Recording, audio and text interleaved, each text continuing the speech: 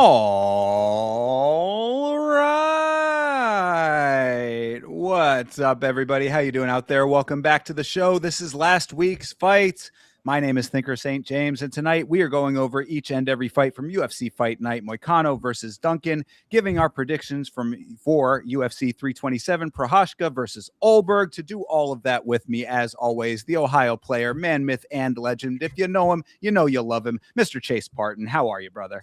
I am doing all right. Hey guys, it is Monday. We had fights on Saturday, and I'm just very excited to talk about what we got. I mean, it was another interesting time. I would tell you this, so I'm very excited to hear your opinion on some of these. I know some of your opinion on some, so I'm very excited to talk about this. Absolutely. Well, there's certainly never a shortage of unique circumstances, and it always seems like the Apex cards have a good amount of variables that maybe are even more unique than the ones in front of audiences sometimes. So they've got a lot of different flair to them that make them their own. Certainly, this card has those. So, of course, we will go over all of those things. Now, generally, when we start off the last week's fights show, we go over some of the other stuff that we had watched during the week. Of course, I have been working on the Bloodsport edit, so I have not been doing a lot of other streams. Chase, any other MMA related products of combat sports that you would like to talk about before we get into this thing? No, I think we're all right. I mean, I will give a quick shout out to my Tops collection video that I just put out. If anybody is out there, I did cut up the stream for the other day that we opened some Tops cards, and it was a very fun time. And you guys should definitely check that one out. And yeah, I'll save some for the rest of you guys. You know, I'm gonna collect them all, but there will be some left for you. I will tell you that. Absolutely, guys. If you have not seen Chase doing the unboxing of these cards, trust I was a little bit skeptical myself, never having any relation to that world, no interest in collecting cards or sports cards ever before. I became a fan instantly. This was a great time. I was on that stream. I had a really nice time watching. I guarantee that you're going to enjoy it if you watch the VOD and the upcoming streams that Chase does. So make sure that you are locked in, youtube.com/@CP Smalls. Subscribe to my boy and watch him unbox some cards. It's a fun time. I guarantee it. Absolutely. And, you know, obviously, since TJF is here and he wanted to give a quick shout out, you know, W Yama, WCP, WTJF. Thank you for watching the video at work. I appreciate you. Let me just give a quick shout out to everybody else who's not here. We'll do it later when they get here, I guess. Yeah, absolutely. I guess the only one that I did want to talk about, I know that I'd said that I didn't have any, but I did have one. I just recalled we did watch something called Armored MMA, Chase. I think you were there for a little bit of this.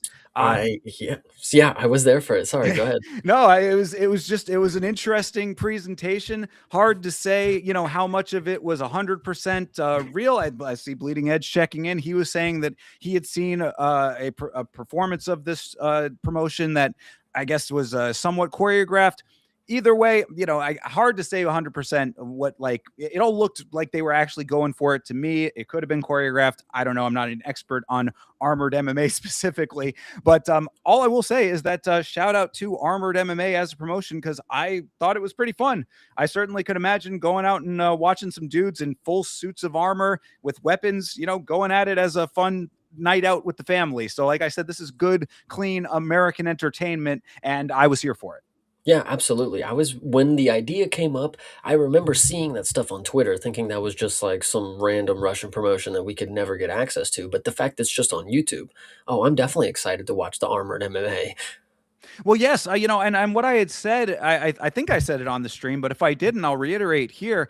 We at one of the real cage fighting events that I did commentary for, we did have a single exhibition match of a version of that. I don't think that they were in full suit of armor, but it was like the guys with weapons and shields, and I don't think they had helmets on, but it was a miniature or a stripped down version of it, I guess I should say.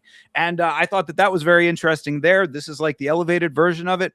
There are way worse ways to spend a couple hours than watching these dudes throw down in mixed martial arts to an extent with weapons and armor. I thought it was great.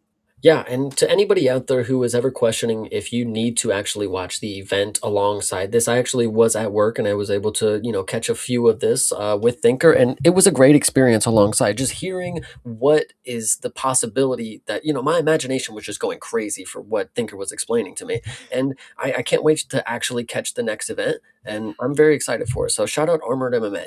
Absolutely. So, that being said, I mean, I think that we can get right into this thing if you are ready to. What do you say, Chase? I am 100% ready. Shout out Bleeding Edge, man. I appreciate you for stopping by, man. Of course, and everybody else who's hanging out there watching, appreciate you guys for being here. Well, this event that we are talking about tonight, of course, is UFC Fight Night, Moicano versus Duncan. This took place at the Meta Apex in Las Vegas, Nevada. Going into this thing, Chase, what are your initial impressions here, initial thoughts about this card? The card itself, it didn't really there wasn't anything going crazy, but it's an Apex card. I always love the Apex, again, everybody cries and cries that, we should get these finishes in front of a crowd, but at the end of the day, some of the people they thrive in this environment kind of deal, and they have to be able to we have to see what they can do in this environment before jumping them to the next. A lot of people we shoot to the pay-per-view and it's random heavyweights just end up on pay-per-views and stuff and then they don't perform and then people are surprised and they're like, "Ah, blah blah blah." But if you actually watch the Apex, which are normally the better events in my opinion, that this is good right here. Yeah, I had a good time with this one. Obviously, while I was watching it, I was getting progressively sicker. So, unfortunately, I physically was not having a great time. But as far as the fighting went, I thought it was actually pretty good. I was really happy with how all this went down. A couple of standout performances, of course, that we're going to talk about. And I think the errant banger on this card, not necessarily consistently banger fights necessarily, but we had a couple that were good that are certainly noteworthy. So. I guess if there's no other way to set this up, then let's just jump right in. Why don't we?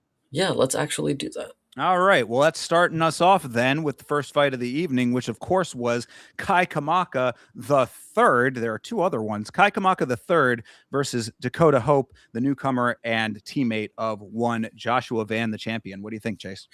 One, learning about that, learning Josh Van was in his corner, and I picked Dakota Hope. I was like, I'm a genius. I don't know how I do it. I don't know how I do it, guys. I picked the only guy on the roster that happens to be training with Josh Van on this card right now, kind of deal. And going into the fight, I didn't expect much because if you guys didn't know, this fight was thrown in last minute. I mean, we predicted the entire card and then Thinker made sure to stop and say, "Hey, there's one more fight that's being added." And we weren't even positive. I mean, things happen. We had a fight a couple weeks ago that just didn't end up happening. We still haven't seen those guys. They just got sent to the gulag. There was also the UFC predictions tracker, shout out them. They updated us in the email a little later, like, "Hey, I was just informed as well that there's another fight being added." So shout out to everybody for catching on to this. I'm glad that they shine the spotlight for this fight. I guess we were able to find out, but not knowing anything about this fight or either of these guys, kind of, I think Kai Kamaka, he had already been in the organization, correct? Is that That yes, that's the tale of this one. Dakota Hope was the newcomer here. He was making his short notice debut, and Kai Kamaka had a couple of fights in the organization prior. Was out of the organization and had been training for a fight coming up, but then got called in for this one to come back to the UFC. Yeah, so one shout out to his barber.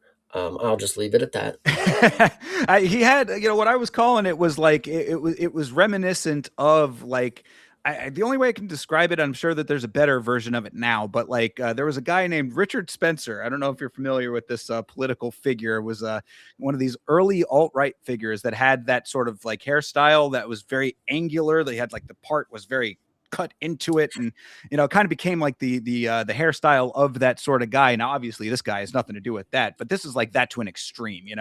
I don't know if you remember, but Tybura also tried to rock this hairstyle at one I point. do, yes, now And that you say that. it's not the part it's like the awkward it's like in the middle of the head where the hair starts. It's a very awkward hairstyle. But You're either way, we you're don't have to absolutely get too right.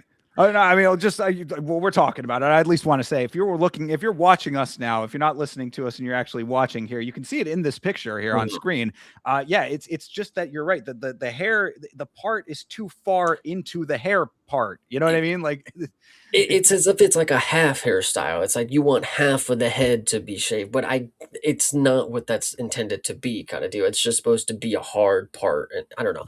It's not my favorite choice. I would say this. all right. Well, Um, then, yes. So with that being said, what'd you think of the fight? no, that's crazy because the thing that the least talked about thing is his hairstyle because I will give him credit. He put up a performance that makes me not think about his hair. But there is something to be said about Dakota Hope who came into this fight and looked fucking amazing. I mean, I obviously we get to talk about prospects later on in the card, but Dakota Hope at this point on the card, I they threw whoever gets to pick the first fight. We need to find out is it Sean, Mick, Hunter, who's picking the first fight of the night because they know what they're doing. They know what to pick, And this fight right here, dude, Dakota Hope won, looked like a fucking unit. This dude is massive. I mean, not just tall. I mean, he's not relatively tall. Dude, he's wide. You Yeah. know, he's ginormous, and he's got he throws every punch that he throws has 100% power on 110% power on it, as a matter of fact.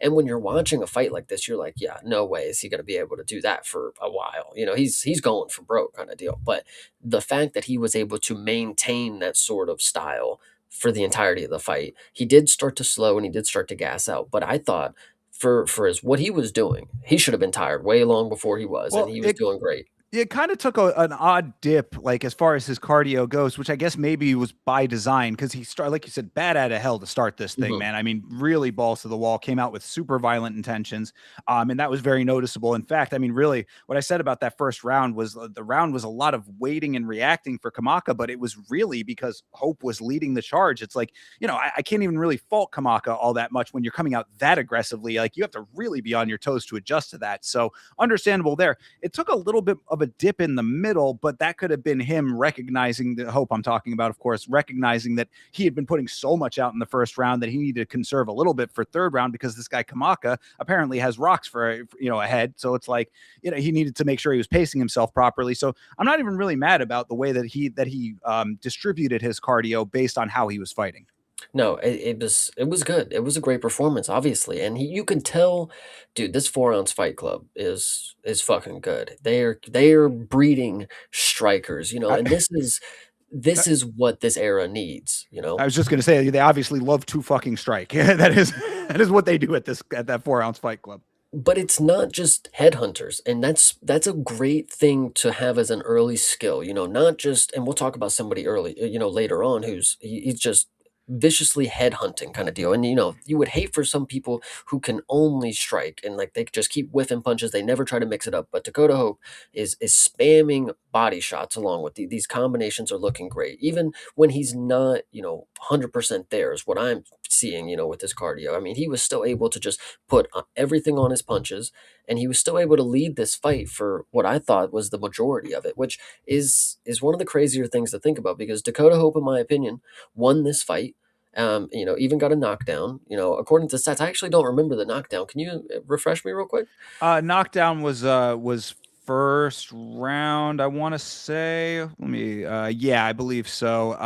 Felder said that it was a head clash that led to That's what I was yeah. thinking just Well, now. and Yeah. what I my note for that, especially after the rewatch, was that yeah. So the first round was waiting and reacting, as I had said. Felder said that it was a head clash that led to Kamaka dropping in the first. I said either way, he goes down without a stop in the action. So obviously it wasn't as blatant maybe in the watching of it when we were all kind of in the moment.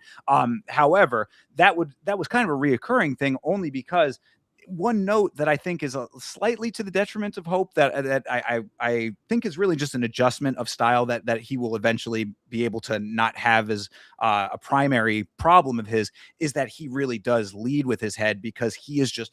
I mean, he's winging shots so not haphazardly. That's the crazy part. He is actually pretty good with his accuracy as well. It's just he's going with such forward force. Like he is not only striking at you, he's striking through the air to Mhm. you. You know what I mean? So it's like he's a little bit reckless with his head placement because of that. There were actually several head clashes because of that, some more dramatic than other ones. I think it's really just a minor adjustment for him to maybe pull back just a little bit, not in the power, but just in the technicality. No, this was Listen, when I was watching this fight, I obviously was very, very happy with Dakota Hope's performance. Once again, I thought that the judges they're wrong for this one, but we'll get to that in a second. But Dakota Hope looked amazing, and I thought halfway through, is like, Kai Kamaka is making this what the fight actually, it obviously takes two people to make a fight this good. It's not just Dakota Hope. This Kai Kamaka dude, tough as hell, actually did put on a really good performance.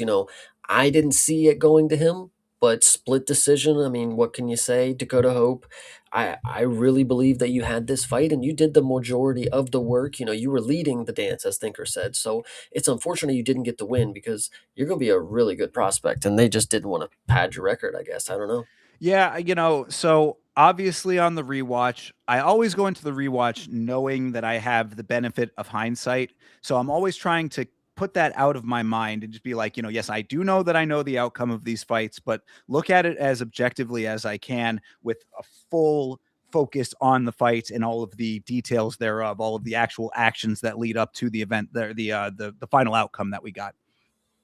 That being said, I did think that the second two rounds were a lot closer than I initially had thought in the initial watching. Really, what this all kind of boils down to me is that Dakota Hope was so impressive in that first round that we all thought, I think, that he was going to finish it in the first round. This Kamaka guy, his power and the fact that he was not as active in that first round, I think might have clouded the second two rounds. Not to say, because I also think that Dakota Hope won the fight. But I just want to put it out there that I do think that this fight was a little closer than we all might have thought in the moment because of how much effort Dakota Hope put into that first round. That definitely was apparent. I mean, like it's any, like I would say that there's like probably a good 80% of fighters, at least at the level that Kamaka's at, coming back into the organization kind of thing, guy that you don't really know if he's all that to begin with kind of thing. 80% of those guys are going to get knocked out by the stuff that Dakota Hope was putting on him. So shout out to Kai Kamaka for even being able to stay in it as long as he did.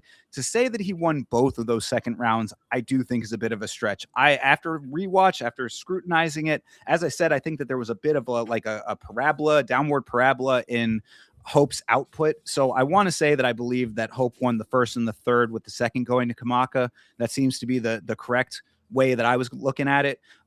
But really, those second two rounds were actually a lot closer than I had initially thought. So I did want to at least put that out there. Maybe not as bad of a robbery as it could have been, perhaps, like you said, split decision. So, it kind of like, me, I get very angry about wrong calls and commission based stuff all the time. This is one that I pull back a little bit of that anger on. No, this one, I personally just didn't see it, but it set the tone for a lot of the stuff that we're going to discuss here in a few. So we'll see. True. Yeah, absolutely. So, I just the only other notes that I had for this, saying that this was a slugfest through three rounds. I thought the output was great on both sides, even after both of them had started to fade a little bit towards the end there. I mean, obviously, of the fight of this nature with the output, especially, these are not flyweights we're talking about here. This is lightweight. So, yeah.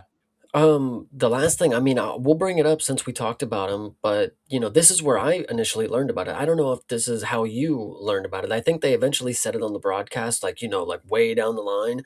But after this fight, they just posted on Twitter, Josh Van is out of the fight for this week, and he's going to be fighting next week now. And I'm like, Twitter, what are we talking? Well, hold on, no, they're literally. I'm looking at him right now. He's on the sideline right now. What are you talking about? They haven't said anything. Like, you're going to tell me Twitter knows me? Knows I'm watching the game right now. Like, what are you talking about? And then later on the line, I'm pretty sure they get on there and like they're like, "Yep, Josh Van is officially out of his fight. With an injury, he'll be fighting next week." And I'm like, "Injury? What injury? He's walking. What are we That's talking about?" Like, literally, they were telling me that on the watch along, and it said hamstring. Does it look like he has a hamstring injury to you? He's walking just fine in the corner right there.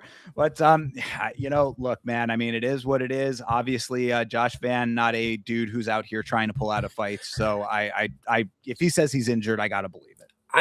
my thing, I don't know. I think this is the organization. I think this is the organization pulling some strings to make.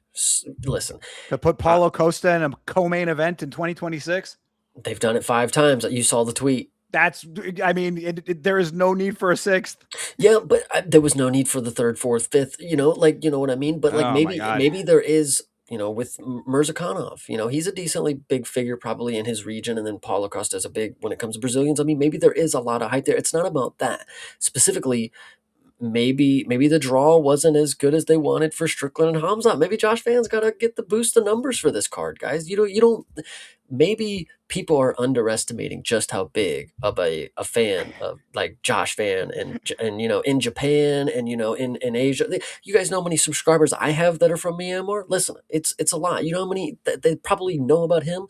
It's probably a lot. I'm telling you guys, I think Josh Van is fluffing the numbers for this next card. I mean, Yuri don't need it. So Well, no one's questioning how big of a fan you are, Chase. That's certainly never in question. But no, so unfortunate. I mean, we're going to talk about the upcoming card. Of course, we'll talk about it there. But yes, I am very upset that is the case. I do think it's a major loss to this card, and people in Miami who are paying $350 for nosebleed tickets, I think, are getting gypped on that one as well.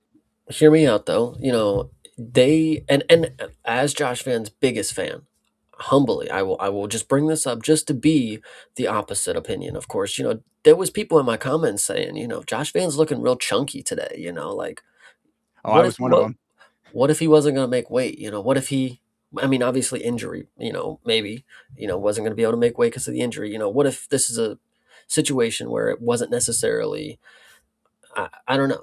What would you say to that? Of course, if he just pulled out because he wasn't going to make weight, would you say that's going to be a different narrative that would go around? I mean, if that was legitimately true, that is an absolutely different narrative that would be But if going what if he around. was injured still? I mean, Oh yeah, I mean, if he's injured and he just knew that he wasn't going to make weight, then yeah, I mean, that's Patty Pimblett does it all the time. You can do whatever you want but out of camp.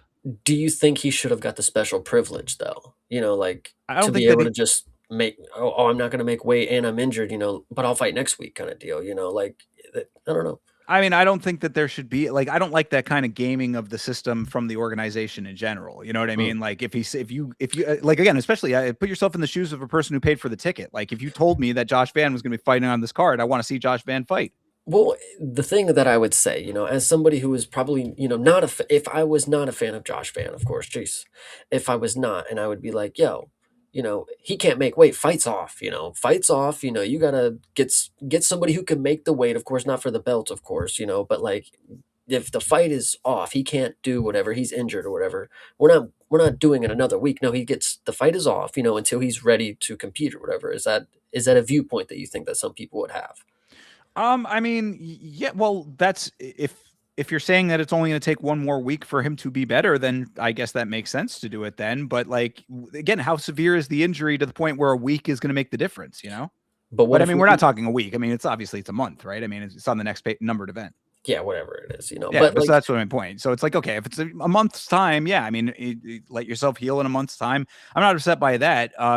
But I mean, again, if the fight gets announced, make the fight on the day that the fight is supposed to happen, unless there is legitimate reason not to. And if there is, then that's, I just don't like the idea of there being stuff behind the scenes that are like, yo, okay, well, we'll just give you a pass on this one. Like, no, fuck that. I mean, especially under the circumstances with Van. I mean, like, I know that we're all fans, but like the whole Pantoja thing, like he needs to be out here defending that belt and making everybody real believers, true. 100%. So, Love Josh Fan. I hope he's good though, for real. Hope it's not anything serious. And hopefully the last thing that I would say on this, just to make a conversation out of it, of course, I would hope that he is ready in a month's time. Like if he comes in here and he's fucked up and he's still fucking injured, like, and he's hobbling around, I'm gonna be so fucking mad, bro.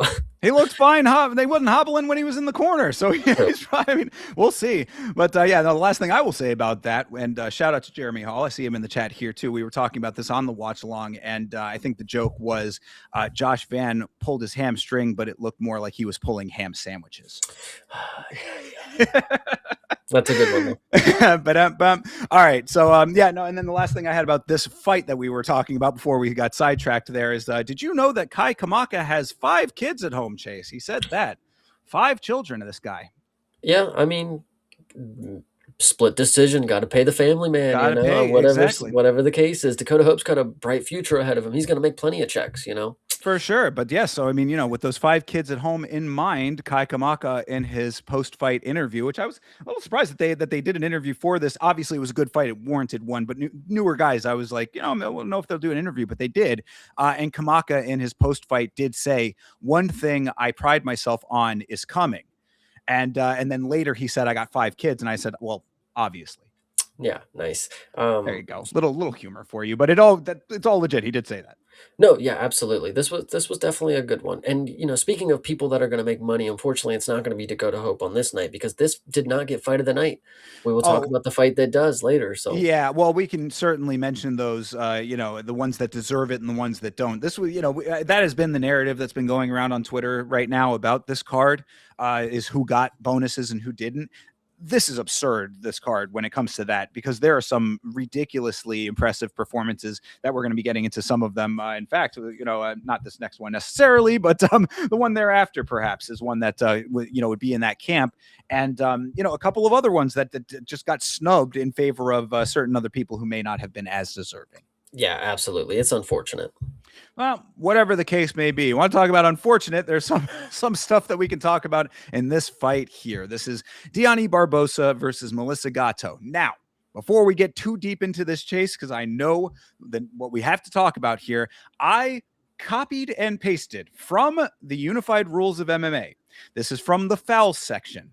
This is number 11 with Well, I subsection I have A. some stuff to say before that Well, stuff. let me just at Okay, least put this okay. out there. I want to read this off to frame the rest of our conversation. So I'm going to read this, and then you say whatever you'd like. Okay. So the foul section, number 11 here is kneeing and or kicking to the head of a grounded opponent.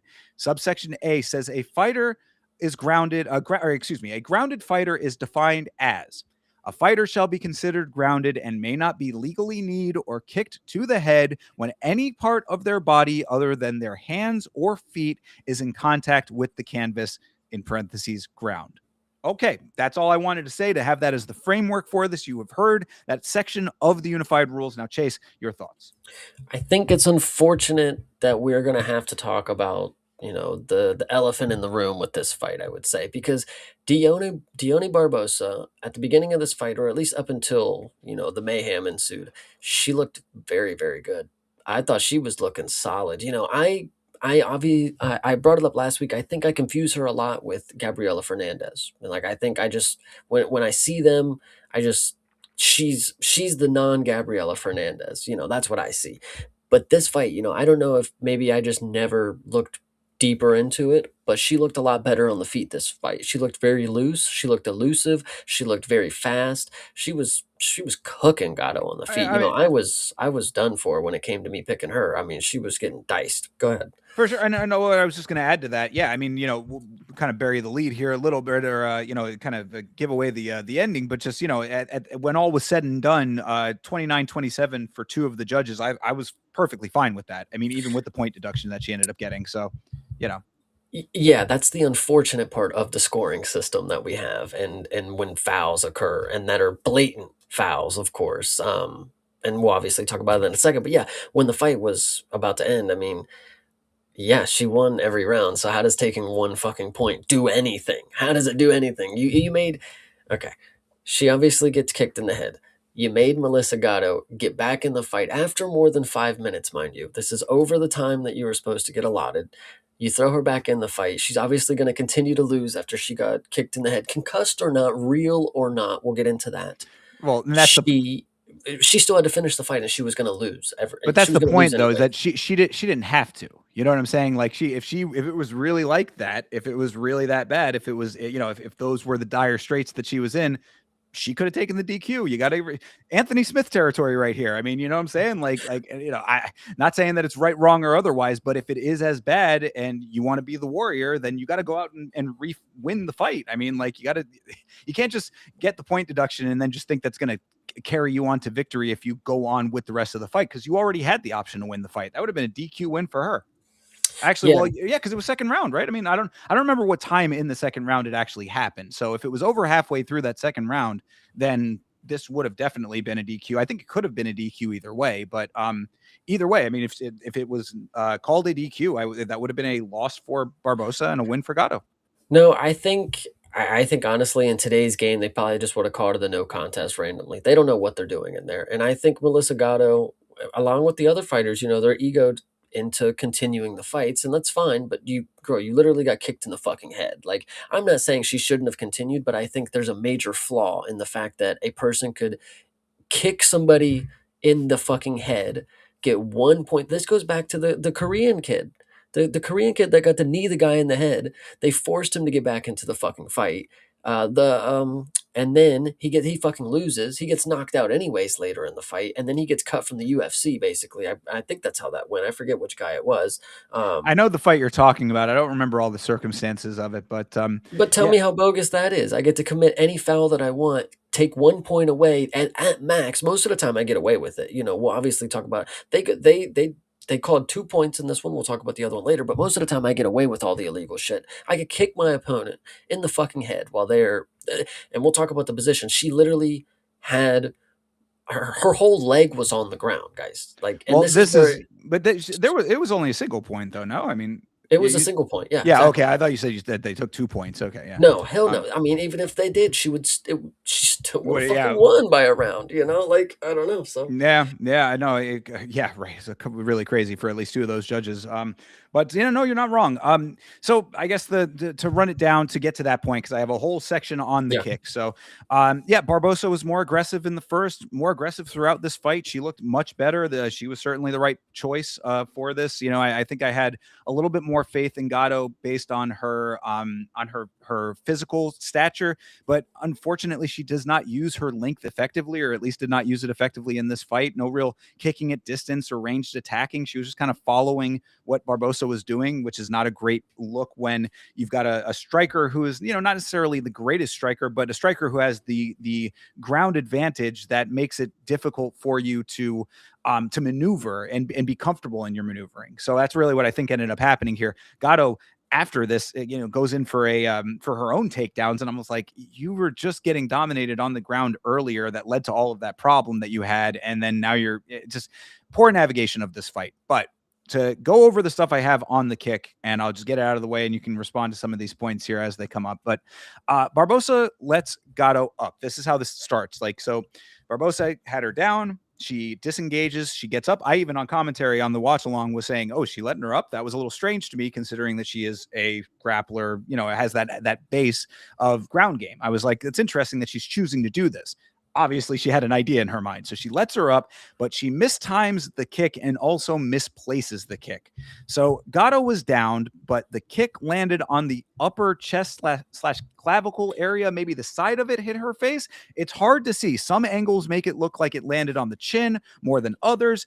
It's hard to tell based on where the camera's picked up. If you get one angle, it looks one way. You get another angle, it looks another way. It was hard to ascertain all of the details there, but Gatto's leg was still on the ground, so she was downed. Thus, it comes down to where that kick landed. If it was the clavicle, then legal. If it contacted the head in any way, then it was certainly illegal. no, absolutely illegal because every angle that I saw, she kicked her right in the fucking. I mean, she kicked her right across the neck, and her foot came across and hit her. Anyway, the point is it's not if she was her knee was coming up. She was a grounded opponent, right? You know how they normally it's either let them up, it's either up or down, pick one, the ref normally fucking does this kind of deal. So she's getting up. If she was going to kick her in the stomach, okay, she's got her hands down. She has, assuming that this was going to be a legal maneuver kind of deal. She's getting up. She has both of her hands down. Presumably, she could get kicked in the body. She's, in my mind, okay, she can kick me in the body. I'm fine. I have to get up and get down. If she kicks me in the head, I'm clearly not going to defend it because it is illegal. So there's no way for me to know that I'm going to get kicked in the fucking face because I'm grounded at that. It's absolutely crazy to me that again you were really about to make me go crazy on the podcast when I was listening to you and you're like that's legal, that's illegal, she's up. I'm like, yo, are you not seeing the entire? You're talking about her knee, brother. Her entire leg was on the Well, we mat when couldn't she see it got from the fucking angle kicked. I was watching at. We're watching the same broadcast, Well, mate. Every I, single angle I saw, I'm like, holy shit, there's no way she doesn't like this. You got to get fined for something like this. Like she literally tried to decapitate her. we're Like it's in real time. Give me a break.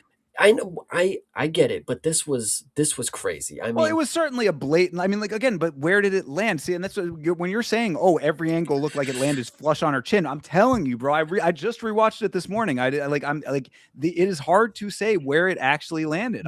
Like, but it wasn't her torso. That's what's bad about it. You but can't. There's this versus this. That's throat strikes are not good. Think about the distance here, though. I'm saying, literally the leg could have been the length of the arm right here where I'm placing it. I'm Sh- sorry for the audio only listeners, but She was kicking over top of her arms. There was no way she was going to kick her torso if she's in this position. but She's she's kicking. coming at the angle going forward, though. That's what I'm saying. Like she's at her angle going that way towards the crux. If Yeah, no, she no. would have But that's kicked what like she under the armpit area, I bro. could get how you can't misconstrue it. She was trying to time it so that she was not downed. That was the problem. She was trying to go for the head. She missed the head, and that's what I'm saying. Like she hit the clavicle area, whatever, like, and probably did hit the head too. That's something. I think it was like right there. I think it was like almost like in the neck, which is also illegal.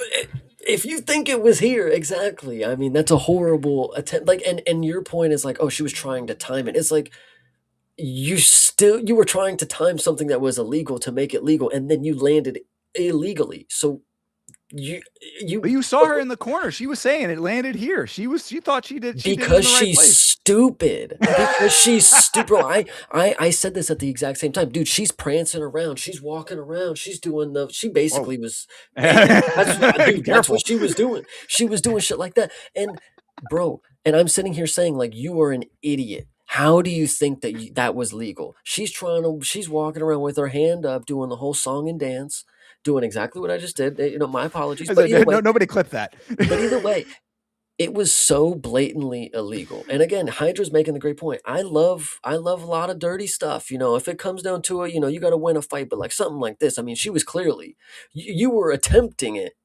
illegally, hopefully hoping that it was But legal. again, And then, you it's not about what it's not about the intention, it's what actually happened. And if know, it did exactly.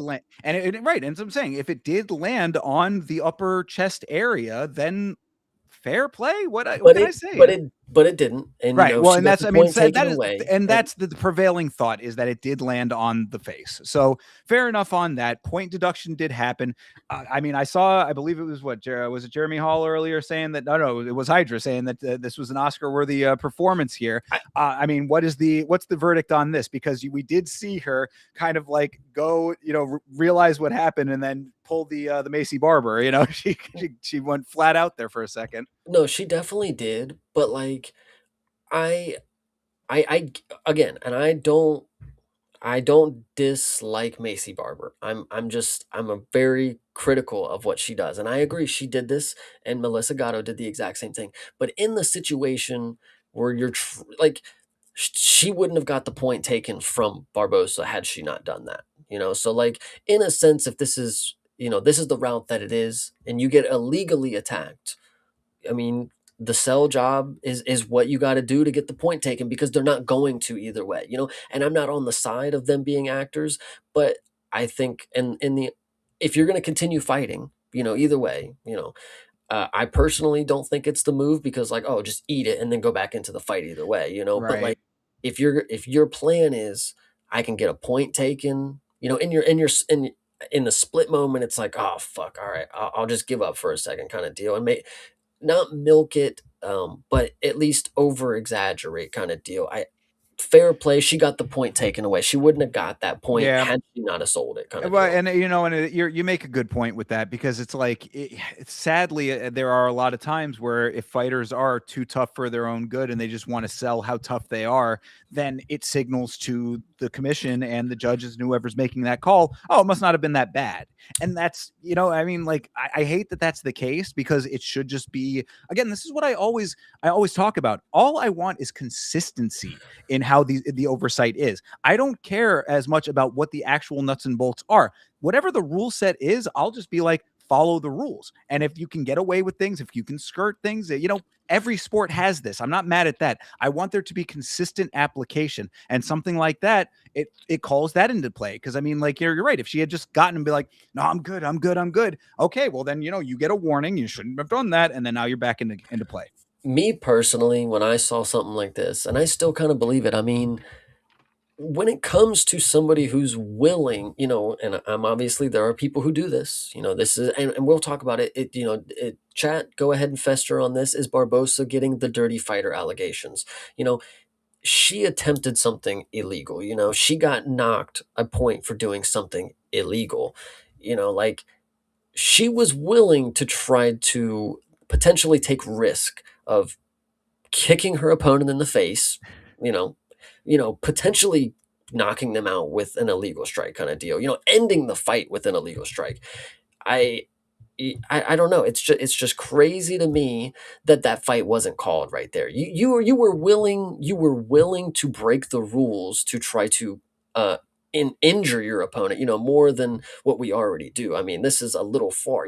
If I punch somebody in the back of the head in the cage once, don't take a point. It's like, yo, he was over the line. Like, you need to go back to the rule set kind of deal. If you're gonna make, now obviously that's a little too easy, but if the person's like, if Sean O'Malley with Marab when he walked away or whatever, if he wouldn't have tried to do like a looping fight, if he would have just punched him square in the back of the head, it'd be like, yo, you got to call that fight off kind of deal. This, I feel like, in the same manner, it's like, yo, she could have fucking killed her, bro. Like, she tried to kick her Well, as hard as she fucking could. but see, and this is also why the rules end up getting murky anyway. I mean, she was trying to time it. So, I mean, like, had she actually done the timing correctly, it would have been a legal strike and she could have gotten that soccer kick as perfectly as she wanted it to be. And then what can you say? Okay, well, yeah, I just don't like soccer kicks. Soccer kicks are very dangerous. And like, it being legal, maybe that's the questionable thing. But the difference between that leg being on the ground and it being off like that, that's all that it was. So, I mean, yes, it was an illegal strike based on the positioning of the leg. But had she actually timed it correctly, then the same basic things that you're talking about, the danger and all of that is still there. It's Mhm. just now legal. So I don't know if I can necessarily. I mean, like, in a broader sense, I do agree with you. It should have been. Probably should have been called off if it was that bad and an illegal strike. But what my point is that, like, if it really is just the difference of the leg being down versus her being on at least on her feet fully and on her hands, the same positioning is there, so the same outcome could have happened. Yeah, but there's a reason that that type of kick to the head is not legal in the sport. I think some things, knees to the grounded opponent to the head, I think should be in play. I think that is a very valid way to, get rid of wrestlers kind of deal, is if you add more elements to the ground game like that.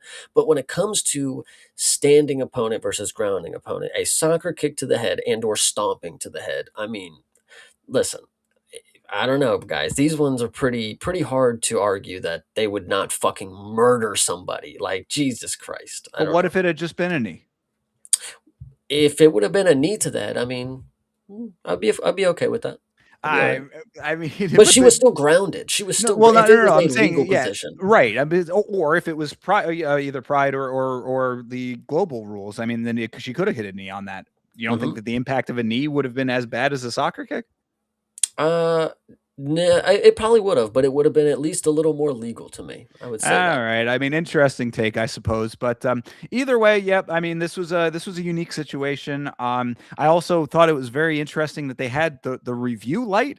Did you catch that, Chase? That they had the little review light was They in, put but up yeah, the thing I, you put on the top of the car and drive away. right, or what Hydra said is that it reminded us of the light the lamp in hockey. It's like, if that lamp ain't lit, then that ain't a goal, kind of thing. So it's like, where did this come from, and when did they start using it? I have no idea, but it certainly was there. We got a nice little zoom in on it, and after much deliberation, Barbosa did get her point deducted, but the fight did continue. And I mean, based on the factors, as I said, with the lack of full on understanding of where it landed, how bad it actually was, how much of the acting job, all of the things we just talked about, I am okay with how this actually played out. If it had gotten DQ'd, I would have also been okay with it, depending on where it actually landed.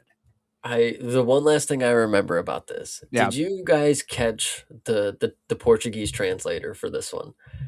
No, I don't think so. What happened? He was just like, he just looked like some, giant 19-year-old like overweight guy kind of deal, and like, you were just looking at him and you're like, what the hell does he know? But what is he even doing here? Oh, He don't look like he's known as, but he you're talking clearly. about the teammate guy. I think that was Gato's teammate, right? Yes. Yes. Well, we So he's did catch standing that there guy. translating, and it's like, what does this guy know for sure? Like, what the Bro, hell? he was quite the topic of discussion on the watch along. This is well before all of this happened, but when they were walking to the cage, yeah, this dude, he looked like, they were calling him Babyberg. He looked like a baby Moneyberg.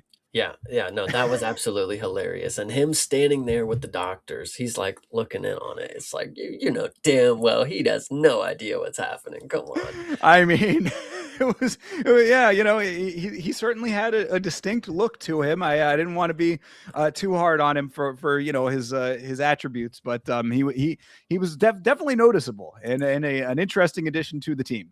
Nah, shout out Justice in the Hive, man. When he was in the call, he was the one who pointed out to me, and I was like, Justice, yo, that kind of looks like you, dude. That's like if you were out there fucking doing Ah, that. He was like, dude, you're not fucking wrong, and I have no idea what I'd be doing out there. that's funny. Well, shout out to Justice then. Oh yeah. But yeah, so I mean, really, the kick is really the story of this fight. Everything else was just Barbosa winning this fight. I said, I mean, there was one point in the second round, I think that Gatto ended up on top after all of that, towards the end, but didn't do much with her position. So hard to say that she won that round. So, if you want to give her that round, you can with the point deduction. But other than that, it was pretty much just a lot of armbar attempts, and that was about it. I have thought it over, and I actually think this is what I'm going to stand on.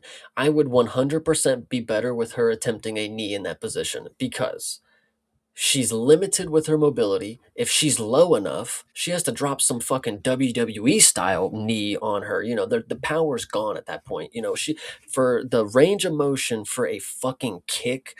I mean, you could swing your foot from a lot further than your thigh goes back, kind of deal. Or she could have ran into her with the knee. She literally could have come back with the knee and swung it Right, forward. but if she's too low, she's not going to be able to. She would have to like drop down at a certain point. It's not that. A knee is very hard, but there's not enough power in motion that I think you would get a range in motion of your hip. Like it's your hip right there. Like she has to be able to get down to her first because she's like down on the ground getting up, and then she has to have the force to go forward. I think the kick obviously you have way more range of motion with your fucking leg when you have the whole fucking arch. But if she went for a knee, I don't think she would have fucking been able to fucking brain her. Of course, she literally not almost concussed her. Obviously, she was kind of fine. She rolled over and out deal. But if she landed flush, which she was attempting to fucking do to her fucking head, because again, it was over her arm. She was nowhere near going to land on her anything other than a legal portion with her hands like this. Is my perspective of it. She could have fucking really hurt her, like really bad. I mean, I think anything would have. That's kind of my point. Is that to me, it's almost 6 of one, half a dozen of the other, based on the positioning and the power that you can generate being a standing opponent versus a person in that position that Gatto was in. But chat, you be the judge. You let us know what you think in the chat. Either way, like I said, it was just telegraphing our bars. It was the other part of this fight. It really is not all that much else to talk about. 28-28 on one scorecard, 29-27s for two of the other judges. Majority decision goes to Barbosa. I was not mad at it based on the circumstances of the entirety of the fight. The illegal portion of it, you can judge based on what we just talked through. Yeah, Barbosa gets a win after she cheats to do it. That's just the unfortunate part. Cheating by stupidity, I think, is what Hydra had said, basically, saying that it's like, is she a dirty fighter? No, she's just not good enough to pull off the thing she was trying to do. Yeah, and I stand it's by dangerous. it. Yeah, and I stand by it. She walked around that cage, waving her hands like she won the fight, like a fucking idiot. So, shout out to her for getting the win, though. So who's the stupid person? I guess. Yeah, right. I mean, and yet again, another prime example of what I always say: we are in lawless times, and the rules do not matter. So, what the hell's the difference? Do whatever the fuck you want. Absolutely. And, I want to go ahead and give a shout out to the chat real quick. Please Obviously, do. Dave, Hydra, 10-7. I want you to go ahead and let everyone know how perfect his picks were. But actually, Thinker already let me know that before show. So just letting you know that we were already running it down. But either way, 10-7, 10-7. I had said real quick, you can get back to the shout outs, but I did want to say to 10-7, yes, I came into the watch along after listening to your pre-show, which everybody in the chat, by the way, make sure that you're subscribed to the 10-7 MMA. I was listening to the pre-show, and you gave me quite a scare with the Moicano pick, and then it turned out to be correct and made me very sad. So yeah, congratulations, absolutely. my friend. But either way, shout out James. Shout out CTE, Hydra one more time, Jeremy Hall one more time, Meat Rocket. I don't even think we got to you, bro. I'm sorry. And Ram. TJF one more time. Ram. Appreciate you guys. Everybody, shout out you guys. You guys are always supportive. Absolutely. Thank you guys for being here always. Let's move on to the next one here. Why don't we? This is Azmat Bekoev versus Tresean Gore. Where did this Trayshawn Gore come from, and where has he been all of this time, Chase? This seemed like an entirely different guy. It's either that or what the hell happened to the Bekoev that we thought was going to be somebody worth paying attention to.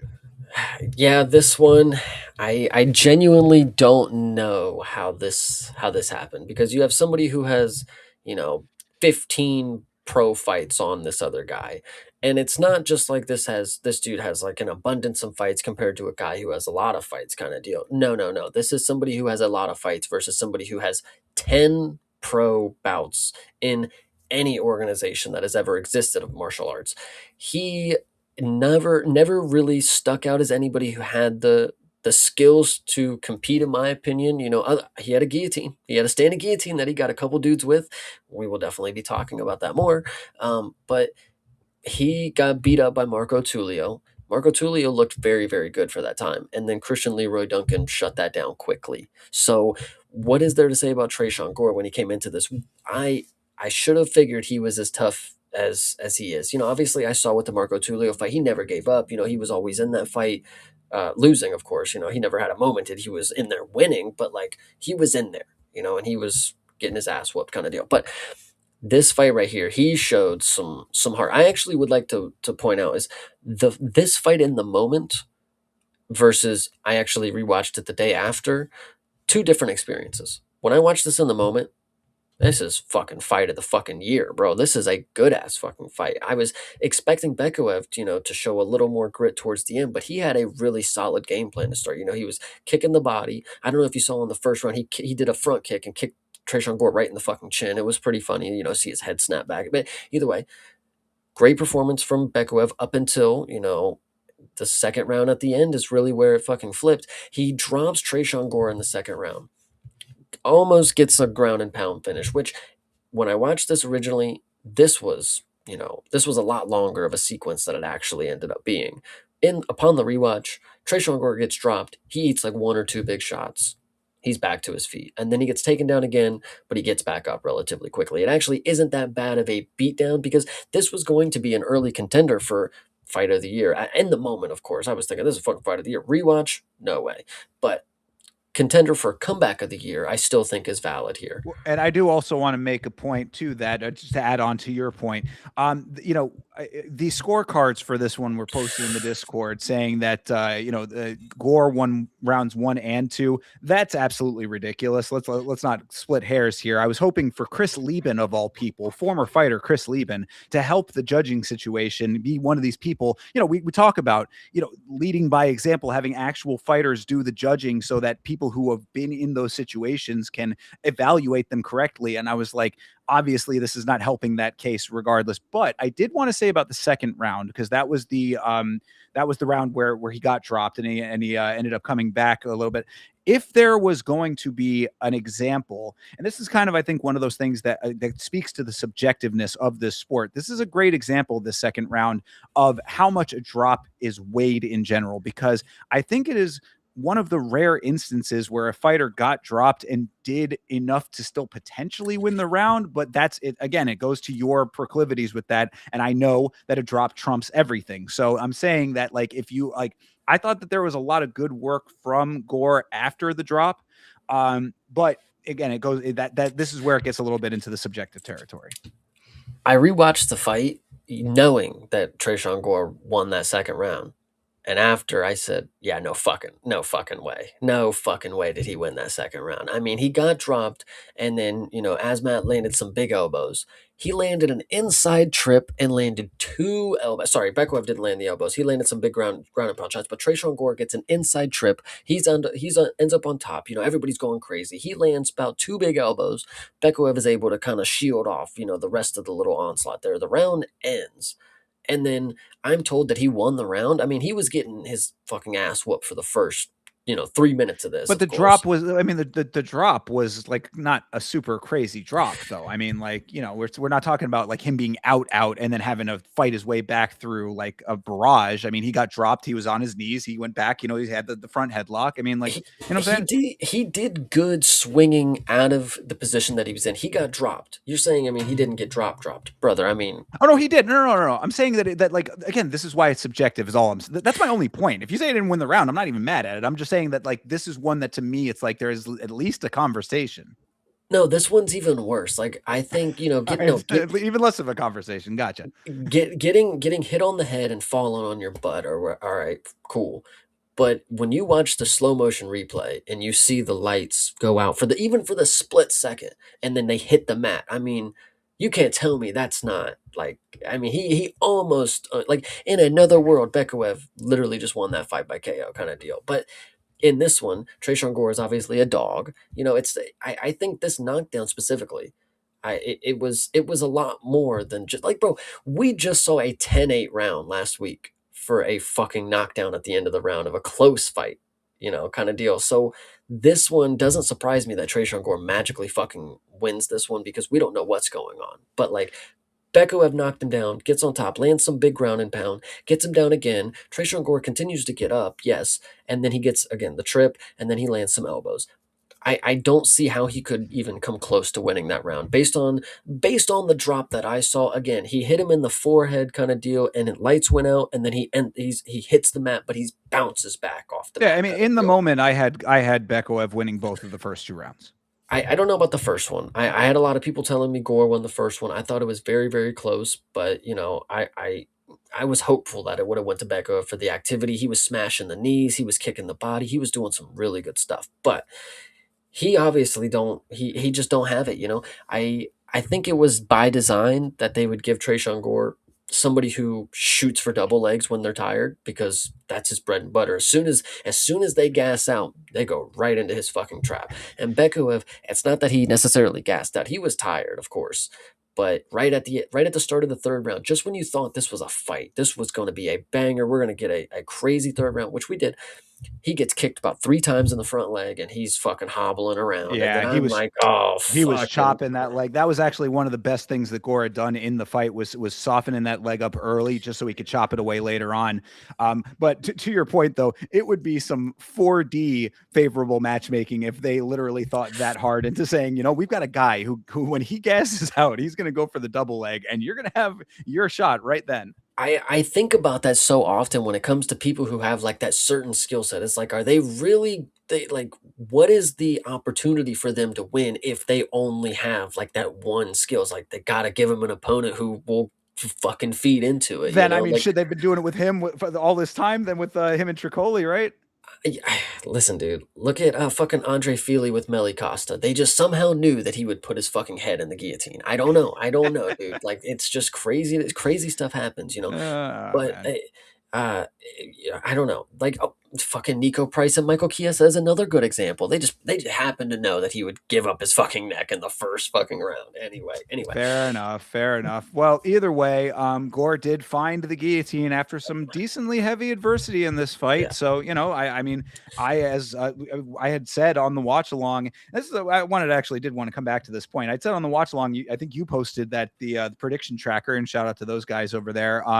Posted that nobody had taken Trayshawn Gore in this fight. Like not a single person was picking him. So, good for Trayshawn Gore proving us all wrong. However, I did want to address a point that was made where somebody had said, "Oh, Trayshawn Gore just made all of y'all look foolish." No, what he did is overcome a perception of him that was his own making.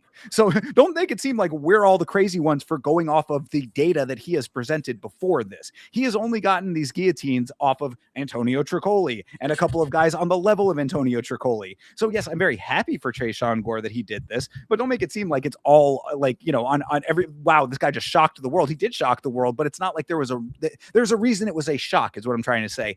And to that point, why I say that to say, this is a great win for Gore, but it does not necessarily change my opinion of his trajectory in this sport. I have to say, maybe I'm not looking at it correct. Chase, what do you think?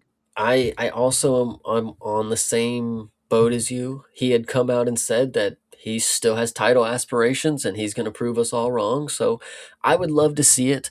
I still think at the end of the day, this is just a Bekaev shit the bed performance. I mean, it's not like he necessarily threw it off. I mean, but by the end of this fight, I mean, you had a guy with 10 pro bouts and you shoot for a takedown. And when you saw him lock in this choke, by the way, I mean, you knew like that's his fucking move. Like that's what he does, you know. And he got it right up in here. He slid it in. And Bekaev, you know, normally I would say like, oh yeah, you're not gonna tap, you're not gonna make these guys tap. Like they know better than the tap. No, he just went right to sleep. He just went right to sleep. And I love this choke too by Trayshawn because it's not just the choke itself. You know, a lot of people they lock in the choke and like they're holding it there, they're flexing it off. You know, they're showing the crowd. No, he rammed him up against the fucking cage with the choke in there. You're not going anywhere, brother, and you're just gonna fucking die. You know, Yeah, you're not great. going anywhere but to sleep. Yes. Indeed, he did that. Yeah, and really, again, just to piggyback on your point, you're talking about Bekaev shit in the bed. He would seem to be a bit of a bed shitter over here, and that's really what I take away from this fight more than anything is that I had one perception of Bekaev. I'm a little concerned now. I mean, granted, Yusri Belgarwi, guy who seems like he maybe is going to be on the come up, a guy that maybe there's a little bit more of a stock raise there. You know, maybe put the pieces together based on what we had seen from him earlier versus now. Trayshawn Gore, definitely not that. So, I mean, I'm seeing out of Bekaev now things that maybe I had misinterpreted for some from some of his earlier performances. I had somebody because what I would say when it comes to Bekaev, I saw him as a two-time, two-division champ from another organization. Surely he has to be better than the lower level UFC guys. Like that's my assumption here.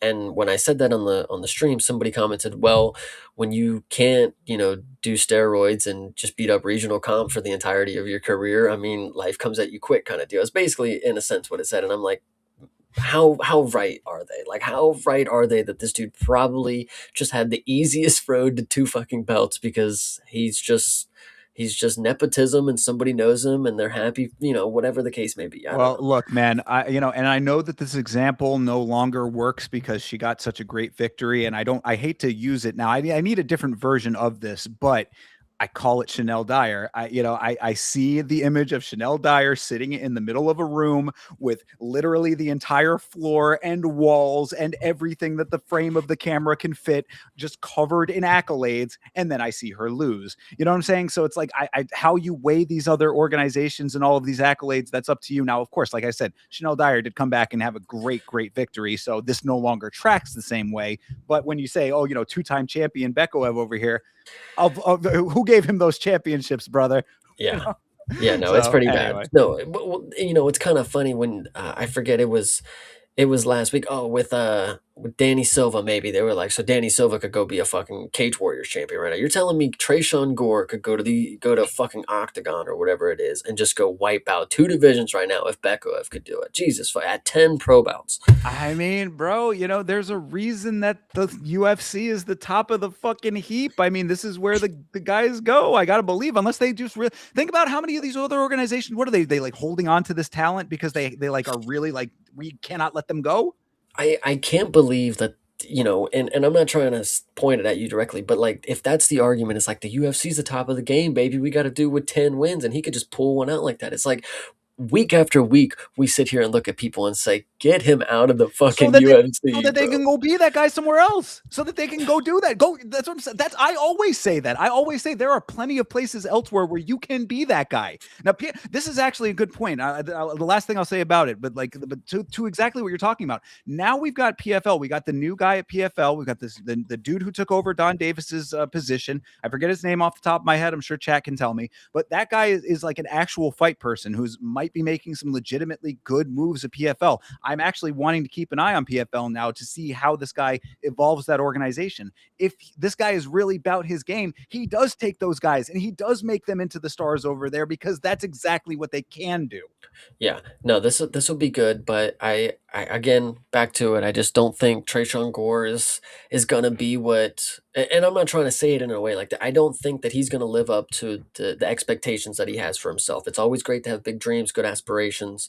Me personally, I'll have to see who they match you up against next, but I will say this: that there is a caveat. If it's somebody who I believe has the possibility to gas out Andor doesn't seem to be as dogged as maybe I believe. Trayshawn Gore might not be a bad sprinkle. I'll be maybe the one person on MMA prediction tracker that can bet on him, but it's not likely, I would Yeah, say. I was gonna say that you could have been Mr. Galaxy Brain if you had done it this week, bro. you know. Yeah, yeah. But either way, I think Trayshawn Gore is going to cut 30 pounds and start choking out Japanese dudes in Ryzen, is what I'm This will be good. predicting. So we'll see it. We'll see it a couple months down the line, perhaps a couple years, maybe. Hell yeah. All right. Well, let's keep this train moving here. We're, of course, going up to Alice Pereira versus Haley Cowan. I mean, this was one that I was talking on the watch along that I need to stick to my goddamn guns because it was a Chase Parton facial expression that pulled me over to the dark side on this. And I could have had this one right had I stuck with the young lady, Alice Pereira, who was super aggressive, super reckless, and actually pretty fun to watch in this fight, I have to say. I mean, like, she was going out there like a bat out of hell. This is another one similar to what I had said about Kai Kamaka, where I was like, you have to be able to adjust on the fly when you're getting this level of crazy coming at you. Haley Cowan was not up to that challenge, but that's what Alice Pereira was bringing. Instead of doing what she had done in her last fight, strafing along the outside, trying to maybe throw kicks here and there, she actually went straight into the fire, flailing shots all over the place. Quite a sight to behold, I said. And, the knees were already working for Pereira in the first round. So I was like, keep doing that and you might be good. Then she ended up doing that. And I mean, with the legs, the heft of her legs and the size that she has, those knees better be her bread and butter going all the way through her days in this sport. What I will say, and we will get to the fight in just a moment, but I'm going to have to go ahead and take a sidetrack and tell you that this was the worst experience that I had with Paramount Plus this week Uh-oh.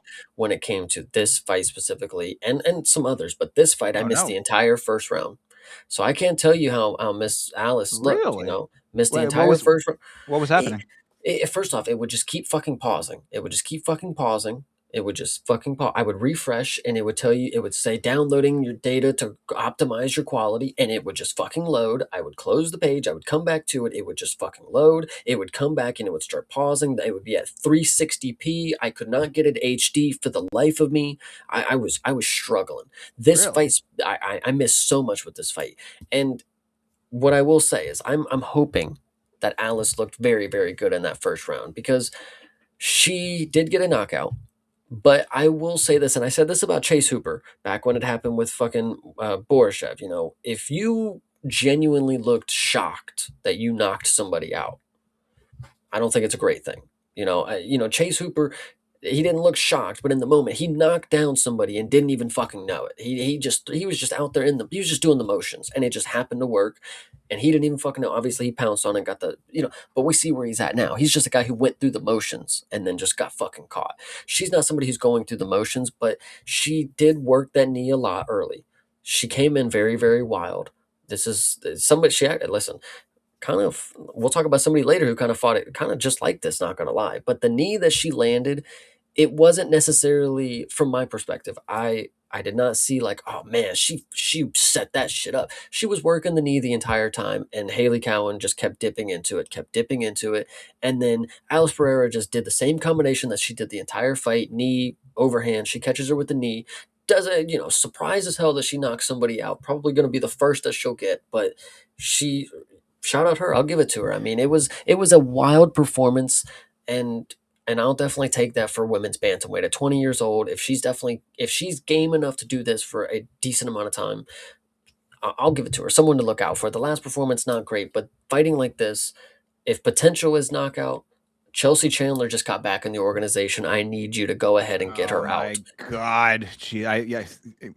Anyway, I'm not even going to address that at the moment.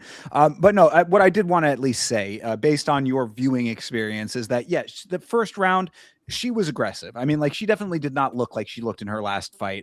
It was reckless aggression is what I would say. It was very uncontrolled. Technicality was not there. This looked like girls on the street fighting to me. You know, the world star hip hop style fighting from Alice Pereira was my assessment.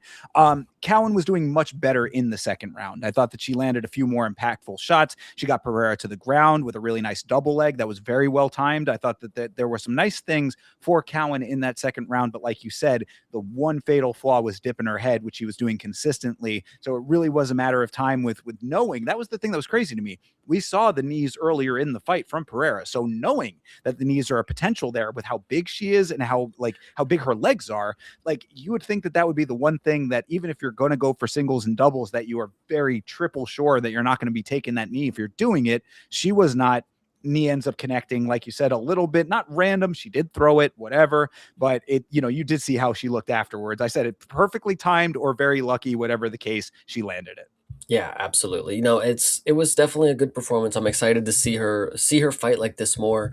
I think for Haley, I think she just genuinely underestimated the height, the reach that she could get with her knee. Because it's not like she dipped down for a takedown. I mean, she just kind of dipped her head in between her shoulders, to brace for a punch, and she just got fucking knocked out. I don't know if you saw her during the fight announcement, after they called Pereira, if you saw the image of her with her hair all over the fucking place, bro. She looked like Charlize Theron in the movie Monster is what she Yes. reminded me of a little bit there, which was filmed in Central Florida. So shout out to that. But yeah, no, yeah, Haley Cowan was going through it in this fight. I felt bad for her because like I said, she really came back in that second round after an overwhelming first round. I thought it was a nice adjustment for her, based on the fact that she was getting caught off guard. This is why I always say start strong, be first. This is what you can accomplish with that first round at the very least. So I give her the credit for the second round, but she did get caught. And then unfortunately, she and the rest of us all had to hear Alice Pereira learning from Money Moicano with that promo that she cut. This chick is a bit of a talker, Chase. She's so real. She is so real. Yeah, I did not catch it. I was just battling the fucking internet on this Oh, one. well, yeah. So she cut she cut a WWE style promo telling us how real she is, how she likes money and she likes to fight. She will fight anybody, and then I think she called somebody out, but it was hard to tell who she was because the accent was a little thick. But she was going through it. She was putting it all out there on the line to try to make herself a little bit of a character. So, congratulations, young lady. You certainly did that. I don't know if you saw, she was also in her post-fight speech, not none of the speech, but like in the scrum meeting or whatever. She's saying she wants to be the BMF. So, Oh, yeah, how, yeah. I had heard that. however that works, Max, fighter, get her down, brother. Was it not Max Holloway himself who said, the gladiators didn't care about weight classes? Well, I don't know if they would care about gender either. So, if you want to be the BMF, you got to take it from the BMF. Hell yeah, exactly. So, all right. Well, yeah, nice win for the youngster here. She stays around for another day. Haley Cowan, though, on the other hand, I mean, that's 3 losses in a row, if I'm not mistaken. 7-5. If Trayshawn Gore can do it, I mean, come on, guys, let's go. I mean, I'm not even really trying to say that she should go. I'm just saying that she's got to be at least mindful of that being a possibility. You only get so many chances. Hell yeah. All right, next up on the list here is, of course, Lando Venata versus Darius Flowers. Flowers, one of the 2 people on this card who missed weight. He missed it by 0.2 pounds, he said. He is also returning after 2 years of a layoff, and Lando Venata returning after 3 years of a layoff. What do you think of this one, Chase? I think what's really funny is, how you get the fight promos, you get to see the earlier clips of what they've done in the organization. One clip that you see is Darius Flowers finish somebody on the Contender Series with a slam. And this is the craziest thing that happens. You would think the one thing you would watch, oh, all right, he's got a slam knockout. All right. It's not like, oh yeah, he's gonna knock me out if I hold on to him. It's like, okay, he potentially could slam me. Let's not take that unnecessary risk. Like, even if he doesn't hurt me, I'm on bottom now if I don't let go of something and he ends up slamming me. Like, take the calculated risk. Like, you're a striker, clearly. Like, what the fuck are you what were you holding on to? I mean, there's nothing else to talk about in this fight. I mean, he came in here, Lando Venata is all over the fucking place. I mean, he's as elusive as they get kind of deal, but he's elusive in the bad way. Kind of, he's just, strutting around, just going around there. Anyway, he goes for a fucking guillotine, gets slammed on his fucking back, and then, clearly, like, cries out kind of deal. And, like, the ref is like, oh, Fight doesn't stop. We end up getting to the second round, right? Or no, this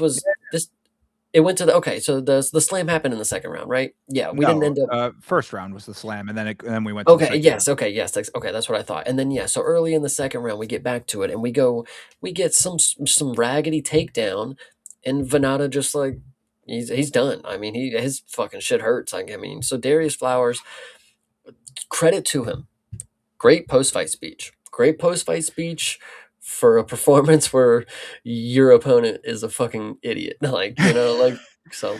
Well, all right. I mean, I thought that there was a couple of decent moves in here and a couple of ones that were not so great. So yes, I said that the roll through, and this is all first round, roll through scramble for Flowers ends him in a standing guillotine. I thought that was kind of funny. But that kind of foreshadows what you were talking about, that Venata he was very comfortable putting Flowers into standing locks that didn't really have the next piece of the equation lined up. You know what I mean? Like he was like just kind of okay with like, I'll get him in this position, and then now what do I do? I'll figure it out at that point. And then that would end up being the undoing. So yes, Venata was doing some nice work in this fight. I thought, good work on the ground for both defensively, defending the omoplata and the armbar, and offensively with his own sub attempts. So there were a couple of sub attempts in there. Like say, striker primarily perhaps, but he was going for it a couple of times here. So I mean, got to give him the credit there. And there were some good defensive maneuverings, but sadly, one of those guillotine attempts would be his undoing at the end of that round. And that was, of course, when he had him in the guillotine. Flowers ends up hitting the slam. Now, what everybody thought, and I believe it was you who posted the tweet, Chase, saying that what we all thought was that the shoulder of Flowers may have gone into the rib cage of Venata, and that was what was hurting him. Apparently, that was not the case. Apparently, Venata was saying that the shot, or I guess the shoulder maybe was in the liver, and then the force of the slam affected his liver. Whatever, either which way, something compromised him there. He cries out. It took a little bit of a time into that second round for Flowers to actually like go back to it, which I was like, even if it wasn't the liver, or like whether it was the liver or the ribs or whatever, that should be that little window right there on the body should be your target point at this point now, because obviously he was compromised. Flowers not immediately recognizing that seemed like a little low IQ, but eventually he did exploit the vulnerability, gets a leg trip, just takes him down easily, and Venata cries out yet again, and then could not go on from there. So, I mean, Flowers gets the trip, and the pain was too much for Lando, but like you said, it was like he's celebrating like he just ended this dude's world. I think it was more because he's never had a win in the UFC before. Also crazy. 3 years in the organization, 4 years, I think, in total. 4 years, first win.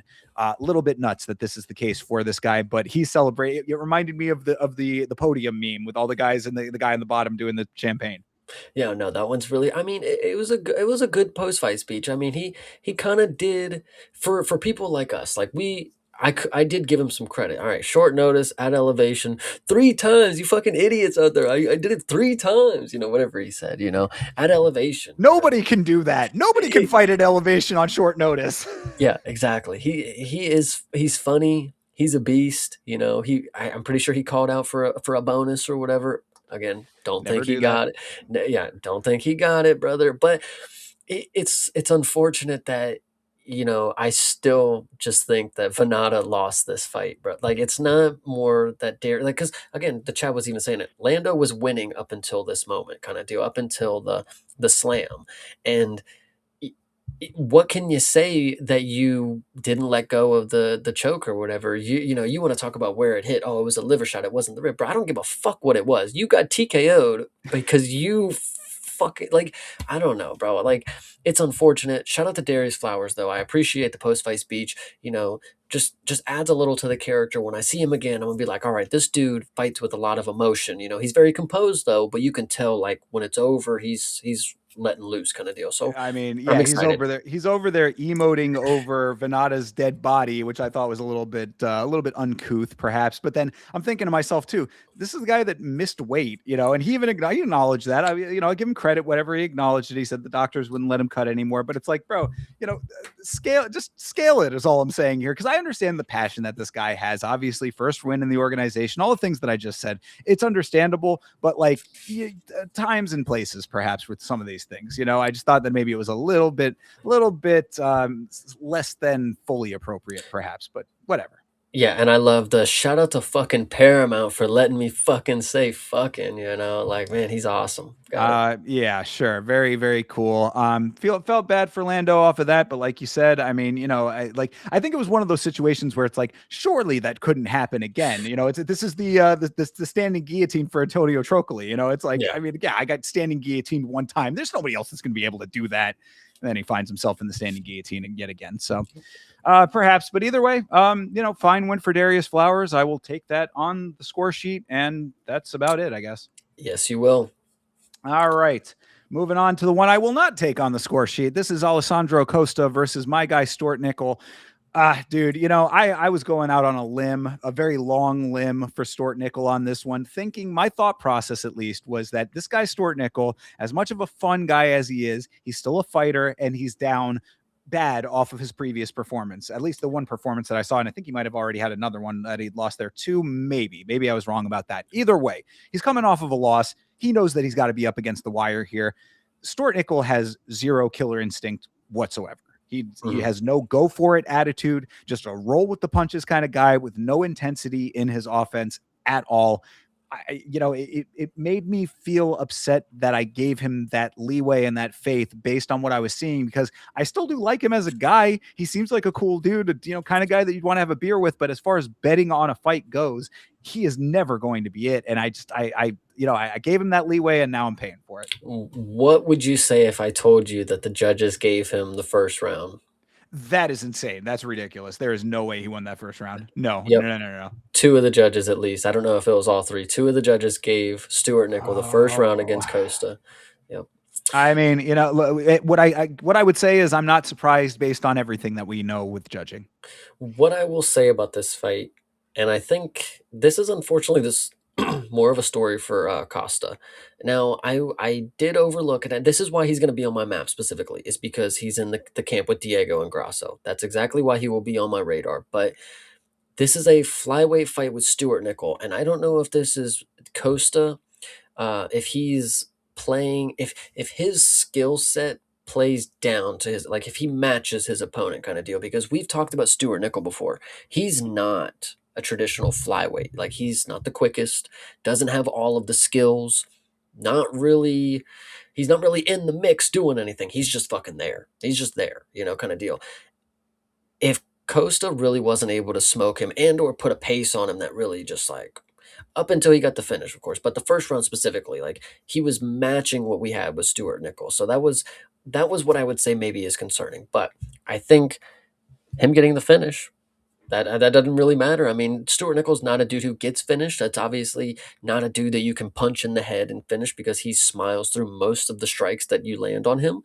But for him to work the body and land a shot, unexpected like that, right where Stewart is, softened up when he threw the punch, lands the body shot, puts him down. I think it's actually kind of funny because even when Stuart Nichols got the smile on his face as he's falling down holding his stomach, which another fight we'll talk about later where somebody gets hit with a body shot, he was not smiling.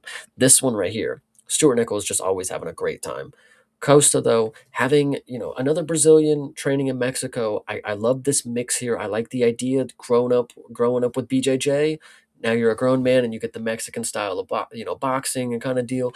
I love this, but I'm really hoping to see more from Costa because the first round of playing, kind of 50-50 with Stuart Nickel in the first round doesn't scream at me that flyweight contender. Imagine Tatsuro Taira with Stuart Nickel. Like, even if they were take him back 4 years, Tatsuro would run through this guy kind of deal. I feel like they have to give Stuart Nickel to specific people that caters to their skill set, because certain people are going to make them look really bad, kind of deal. I don't know. That's just my opinion. No, I agree. I mean, I'm agreeing with you really on all fronts with this. I think that Costa probably, if he had turned yet again, another note, if you know, always the same note, really. You know, if you come out strong and be first, I mean, he looked like he was kind of putting that roll into the fight kind of pace on it, matching what Stuart Nichols does, which is kind of crazy because I was roasting Nichols' corner when they had we had corner camp for him on this one. I said that Costa was just staying consistent, technically sound, but not really like going for it, not giving it the gusto. And then Stort had, I said, worst cornering of all time. They said this was your round after the first. I was like, no, the fuck, it was not. But obviously, if the judges said yes, then okay. So that goes back to your your point about Costa. It's like if you had that in you, you could have done it from the beginning here. Now, granted, you don't know what your opponent's going to be giving back to you. Dakota Hope found that out. I mean, he put all of it out there in the beginning. He had to scale for late game in that second round. Obviously, you saw how it went for him. So it's not always a foolproof method to go balls to the wall. I'm just saying that if you're going to keep a consistent pace, which is what Costa did, up that output just a little bit more to make, or at least have a few definitive moments. That's really more of what I think you can do. If you want to pace yourself, at least put out the combination that's a little bit more of a stealer. At least put out, get a takedown perhaps. I mean, there's a couple of different things that you can do to like stamp the round, put a stamp on it, as I sometimes say. Like, that you do that and then you keep your consistency. I think that you can have good outcomes with that. Obviously, he got the win. It doesn't matter. But going forward, that's what I would like to see. No, I don't want to seem like I'm being hard on Costa. I really do like this guy. I like the team that he's with. He won by TKO, so it's really, you know not much more I could argue about that. I hope, because the technicality in his striking seems to be there. He just doesn't seem to have the quickness that I would really hope. He doesn't seem to be as confident in his striking that he could walk to the center and just start blasting his opponent with strikes. He has to go in there and see what they're going to give him before he can feel like he's got the game plan to knock it down. I think Costa's got a bright future. The team that he's with is good. That's the main thing that I'll say, is I'm excited for him and his team. True. Yeah, absolutely. And, we'll see if he can replicate against some higher level talent, which has been the problems that we've seen out of Costa before. Whoop. You're right there, Chase. Did we lose me? Just for a second, you're good. Like I said, we'll have to see if if he can replicate against higher level talent, because we have seen him take losses before. But we're certainly not going to have to see it out of Stuart Nickel, because I'd be very surprised if they keep him around for much longer. I mean, the losses, it's not just the losses with him, and that's what it comes down to. We'll talk about another fighter a little bit higher up the card who took a loss, where I'm like, I hope they keep that guy around, because he fought with all of his heart and he looked like he maybe has a little bit more to give. But like when it comes to Stuart, like and this is coming from me. I made a whole video about the guy, dude. Like I want to be a fan, but like when it comes to the fighting itself, just because you go out there with a big old smile on your face while you're getting your ass kicked doesn't mean you're not getting your ass kicked. The thing that I'll say about him, and I'm not gonna continue. I'm gonna start giving more leeway to these fighters. Not everybody needs to be cut after a few bad performances. Look at Trayshawn Gore. Obvious, whatever. This right here speaks to me that Stuart Nickel is one of the few Aussies that they don't need on the Aussie cards. Nobody really is there for Stuart Nickel, kind of deal. So, in the sense of, if he is kind of on the cutting edge, it's like, well, he's not a big market guy for our regional thing. He's not a Tafa. So 2/3 of the Solomon Islands don't even have televisions. yeah, see, so it's unfortunate, but Stuart Nickel, I'm glad you made a video on him, because he is one of these people that once you learn their story, you do have a little empathy and respect for what they do and why they do what they do. Why they've become the way that they are. There was even a clip that got released of Stuart Nickel and Costa in the background. I don't know if you watched I it. did. Yes, I saw that. Just Stuart Nickel's just a cool dude. I really appreciate him. That's what I'm saying. Good guy. I mean, good guy. Like you said, great story. I mean, certainly adversity that he overcame in his life. I'm going to be a fan regardless. You know what I mean? Like if he goes to another organization, I will root for him there. I just need to see an actual concerted effort out of him to actually win fights, as opposed to just being in them. That's just what I always see out of Stuart. And that's really what's unfortunate there. So I guess the big takeaway, people, is go watch the video that I did about Stuart Nickel. Hell yeah. Yeah, nice win for Costa, though. Then we can leave it at that for him. Yep. All right, moving on to round out these prelims here. Guilherme Pat fought Thomas Peterson. I thought that this was about the most deserved loss that you could possibly imagine for Guilherme Pat. I was very underwhelmed by what I was seeing out of Pat, even though I thought in his previous fight that he looked a lot better than what I saw in this. You let Thomas Peterson walk all over you, essentially. Now, granted, those first 2 rounds, there were not a lot of going on the Peterson side, a lot of clinching, a lot of inactivity there. So I thought that Pat won at least the first round, just off of what, 4 strikes total, something like that. It was a ridiculous number. But either way, I mean, the fact of what ended up happening in that third round kind of swayed the entirety of this fight. So, you know. Yeah, this one was the most unfortunate shit that I've ever seen because Guillermo Pat, once again, guys, the heavyweight prospect, it's a fable. Doesn't exist. They're not even real. I can't these Josh Hokett would take issue with that. because like when you see this guy, this is like what he again, Talis and Teixeira, different story. Guillermo Pat is built like how you would want a heavyweight fight. This is what the heavyweight division is for. It's for guys who are just outrageously tall where the weight is dispersed differently and they're in shape. It's not for people to be fucking fat because they're lazy. Like uh, so so when you see this fight start Jesus. and you see Thomas Peterson come out, he's got the smash mouth rolling. He does indeed look like Shrek in human form. It's rolling with him. Wow. But Guillermo Pat, Jesus Christ, to do nothing is an understatement. He walked in there, and it doesn't help him that he kind of has, like when you're fighting, you walk with your hands up, you always he does have the style where his hands are at his waist kind of deal. So for most of this fight, he looked like he wasn't even doing anything. Like he just wasn't doing anything. Well, Go ahead. sorry. No, because I want to counter that. This is the thing that bothered me even more about Pat. It wasn't that he wasn't doing anything. He was doing one thing extremely well. He was keeping Peterson on the outside. He was essentially walking him down. He was holding center. He was holding center very, very well. He actually was incrementally advancing on him to the point that he had Peterson backed up several times. He just never fucking swung. Mhm. That it was driving me fucking mad. I'm like, you want to talk about taking pictures? This guy was a cinematographer in this fight. Like, dude, you are doing everything to get this guy exactly where you as the power striker should want him, and then not doing the one thing that you need to do once you have him there. Yeah, this one was hilarious. In the post-fight scrum meeting, little thing for Thomas Peterson, he was saying that his coach, he trusted his coach. He told him that he can't fight like the train this time. He's not the train anymore. I got to fight a lot smarter. I'm on a skid or whatever. My last fight, I've never been knocked out like that in the third round. It was tough. And he actually it was a really good moment. He's like, they talk about fighters, this is the toughest sport in the world. You could be at the lowest of the low. And then once you get a win, like, you're at the highest and I love it. I wouldn't do anything other like really good moment from Thomas Peterson because genuinely, if you look at it as a lens of somebody who, Thomas Peterson, again, the train, he did have some fights where he would go at it. He'd wrestle with Dante Mays, he did strike with Vitor Petrino. In this one, he did have a style that looked very elusive for a guy who's pretty fluffy. I mean, he looked like he had been doing that his whole life, I would say. I mean, he played the outside very, very well. And then, of course, being able to land the shot late in the fight. I mean, the first 2 rounds, again, not much was happening.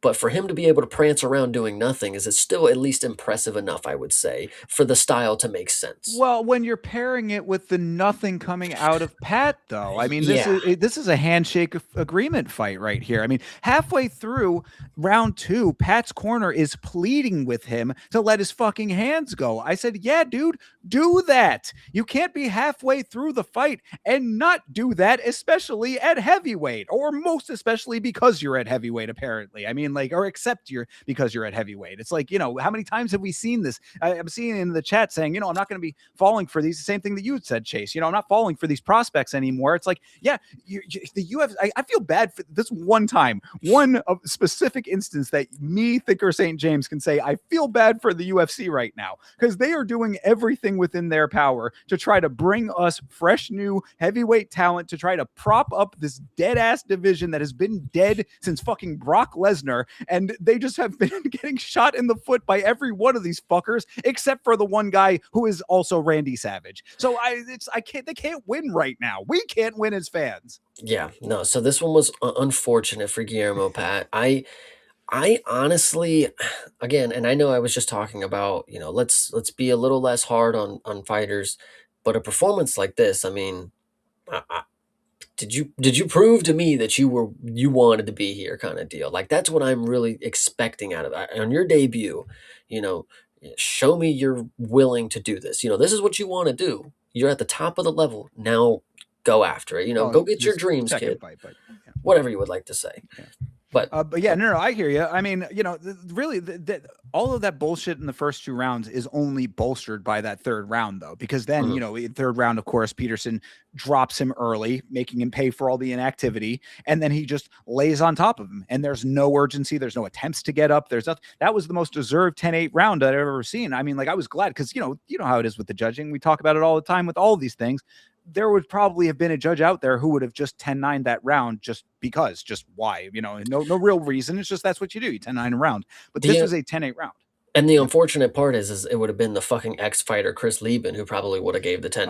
Oh, don't, man, Chris Lieben really letting me down. Yeah, I gotta hope that Chris Lieben does not, like that he learns from his mistakes, hopefully, and becomes the better judge that I'm hoping he can be. Because like if it's not for a Chris Lieben or a person like him, then what hope do we have? They matched up Chris Lieben, and to be fair, we should have expected good from him as an ex fighter or whatever. But they also paired him up with Tony Weeks, so we were fucked either way. I guess he was going to throw this fight no matter what. Big facts indeed. But yes, so yeah, I mean, the most deserved loss of all time for Guilherme. He was obviously the stronger guy, better shape, possibly the better conditioning. To be this inactive through 10 minutes and only turn up once you get dropped, this L is completely on you. And it's not one that you're going to be able to wash away, brother. So you better come out here looking like a whole different person in your next fight. Because if Thomas Peterson beats you, no one forgets that. Yeah, absolutely. Oh, shout out to Thomas Peterson for staying in the win column long enough to keep the train a moving here. Hell yeah. All right, well, let's move on to the main card and one of the more exciting fights of the evening here. This is Jose Delano versus Robert Rushala. Delano was not only fighting Rushala, but he was also fighting the Eastern European Harpy in the crowd, screaming her lungs out throughout the entirety of this fight. Chase, did you notice this? I did not notice this. I think the commentary made a comment on it though at one point. There was a woman in the crowd for this fight. It was so noticeable that at the end of one of the rounds, the horn went off. The air horn that they signaled the end of the round with. The horn goes off, and it just sounds like the horn does not stop going off because Oh. this lady just kept it. It was so eerie because she was the exact same pitch as the horn, so it was like. And it's like it was wild. But yes, a shout out to Rushala's aunt or whoever that person was because she was certainly making her presence known in the apex. That is hilarious. But I would like to say that this was a very fun fight.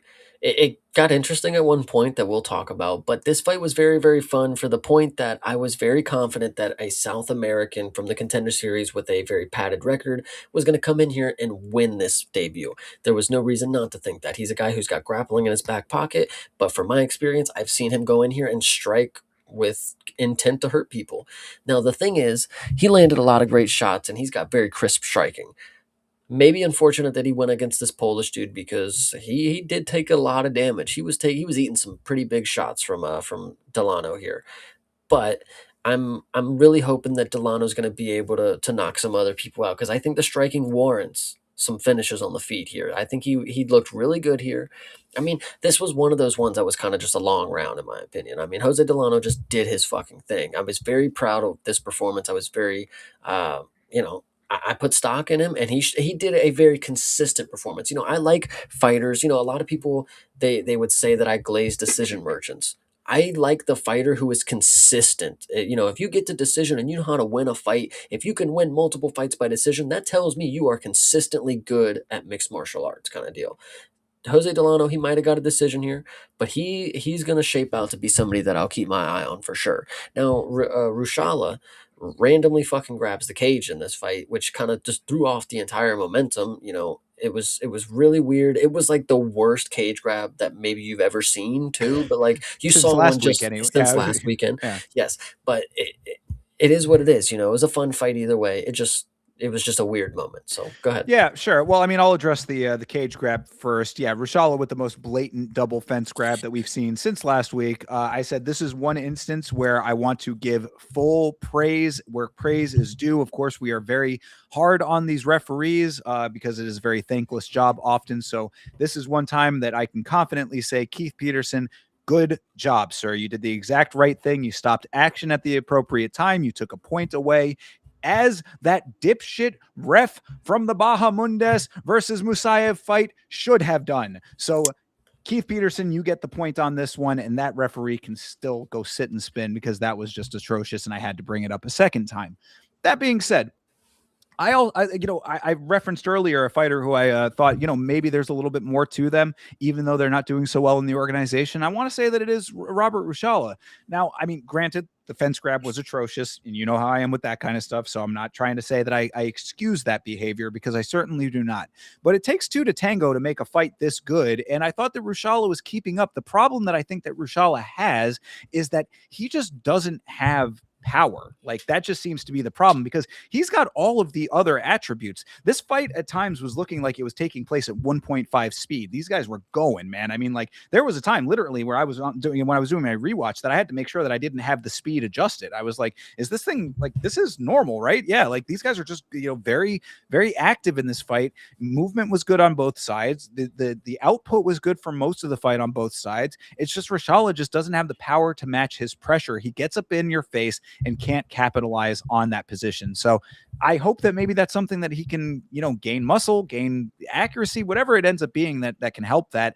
I hate to think that a guy that puts that much effort into making a fight and entertaining can lose handily and then just get put out when because like that's a difference between what we see in a guy like that versus the average guy that I'm like, get this guy out of here.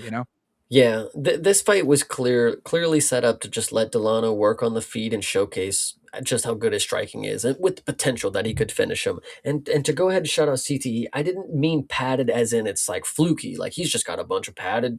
No, it's padded as in like he has a lot of experience. He is here not 6-0 starting his fucking UFC career. No, 17-3 or 16-3 at the time. I mean, decent enough experience, and in South America, where I would say there's good competition down there. We see Well, all the good competitors face each other before they get to the UFC. So, yeah, and I was gonna say, I mean, like, I think that we like at last week's fights should have like some kind of distinction where it's like true contender series and this. I don't know what you would call this, but like mhm, a guy who's coming in at 16-3 is not the same as a guy coming in at 5-1. You know what I mean? yeah. Like it's a different type of thing. They're both contender series guys, but like the basis is a little bit different. So I don't know how we decide or just to make that distinction, but perhaps we'll have to come up with something to delineate that because I think that you're making a good point with this. It's a different base. It's a different Mhm. base that the person comes in with. So yeah, this certainly was a great display from Delano. He did need to take a little bit of time to settle in. I thought he was a little bit jittery, as commentary was kind of saying in that first round. He was working through a little bit of the jitters, which is why both of them were just moving at a mile a minute.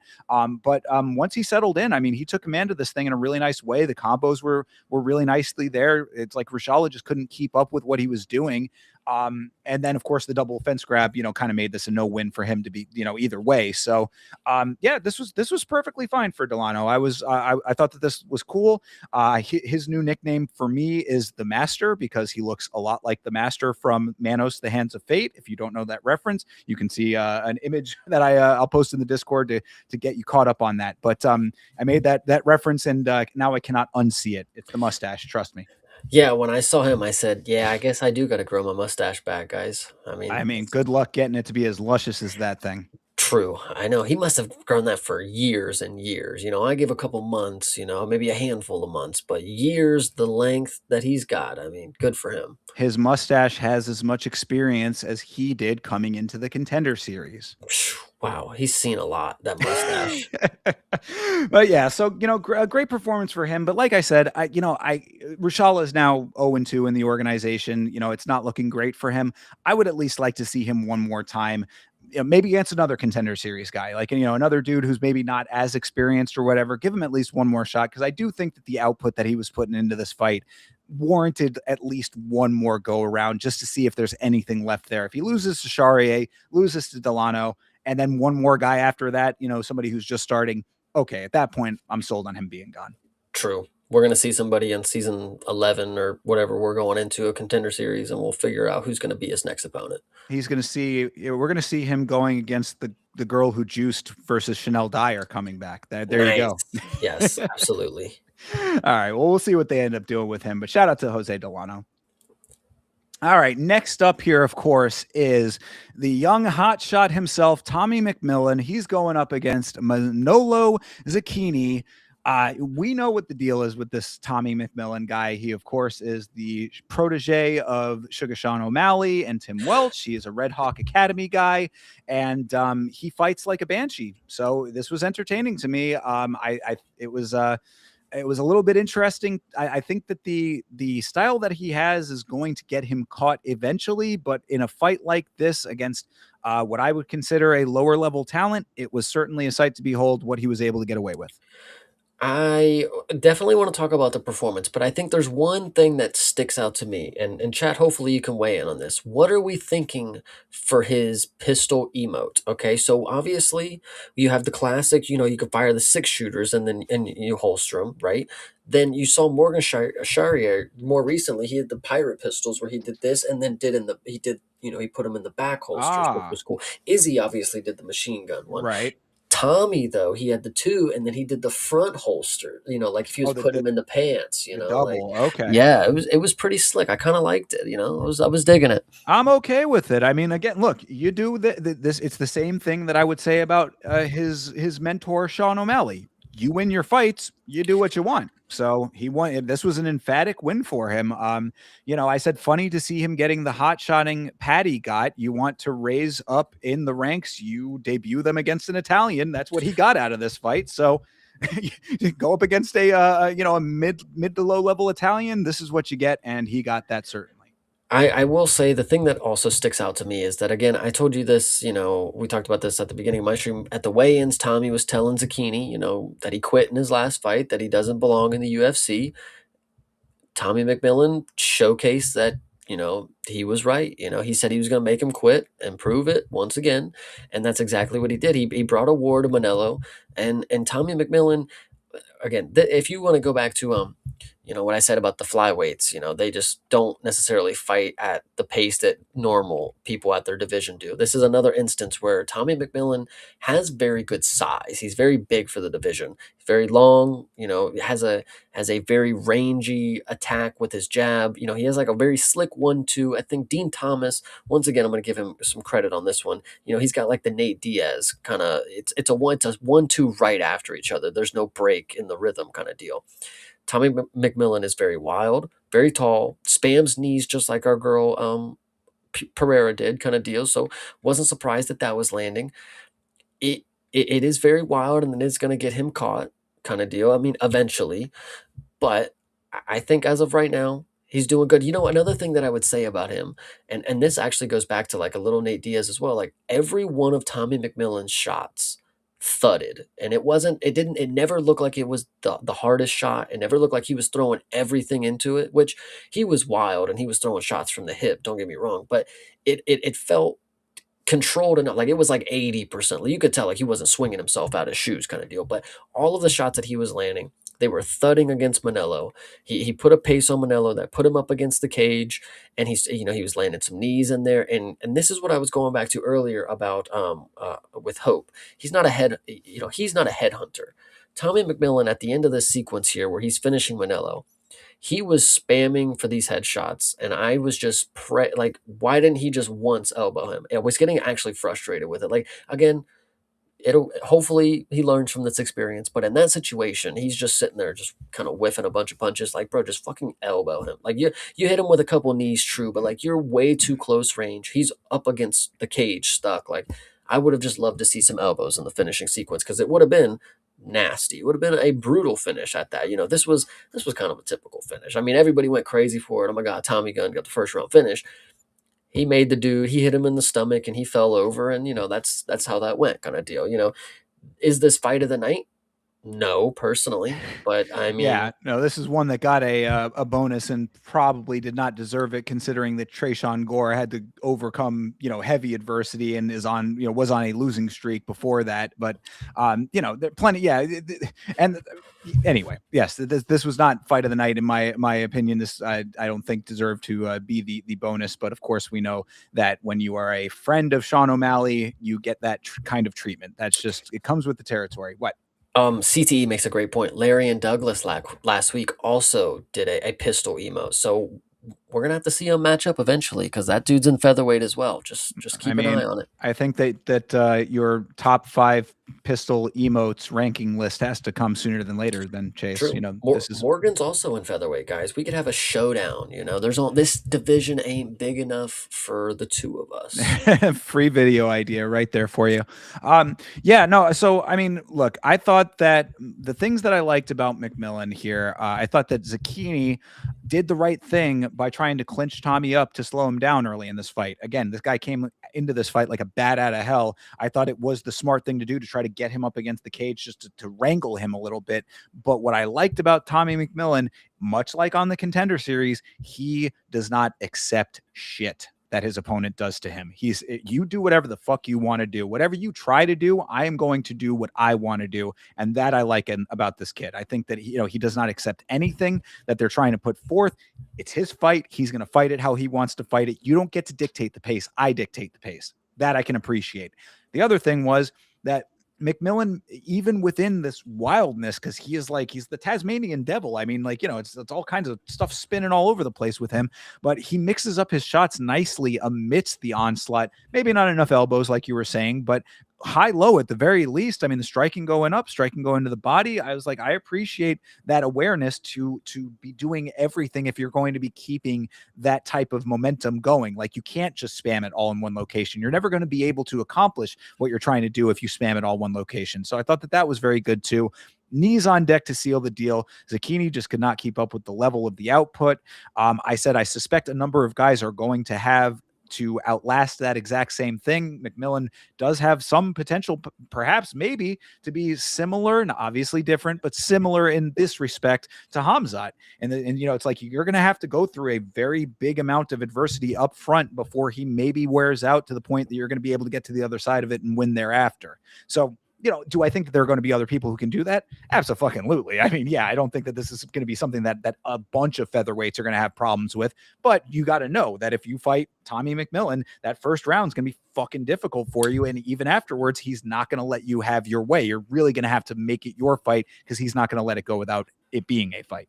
I think this is just on my mind too heavy. I mean, this fight was great, but guys, Wei Lee also has the Magnum. She does the Magnum thing. Now, also get this, Shevchenko does the Bullet.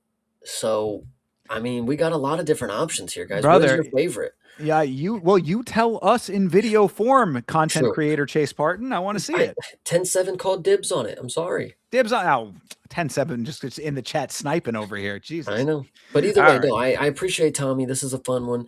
Not his best post-fight speech that we've seen. Obviously, he had a better one, when he almost fucking died in the cage last time.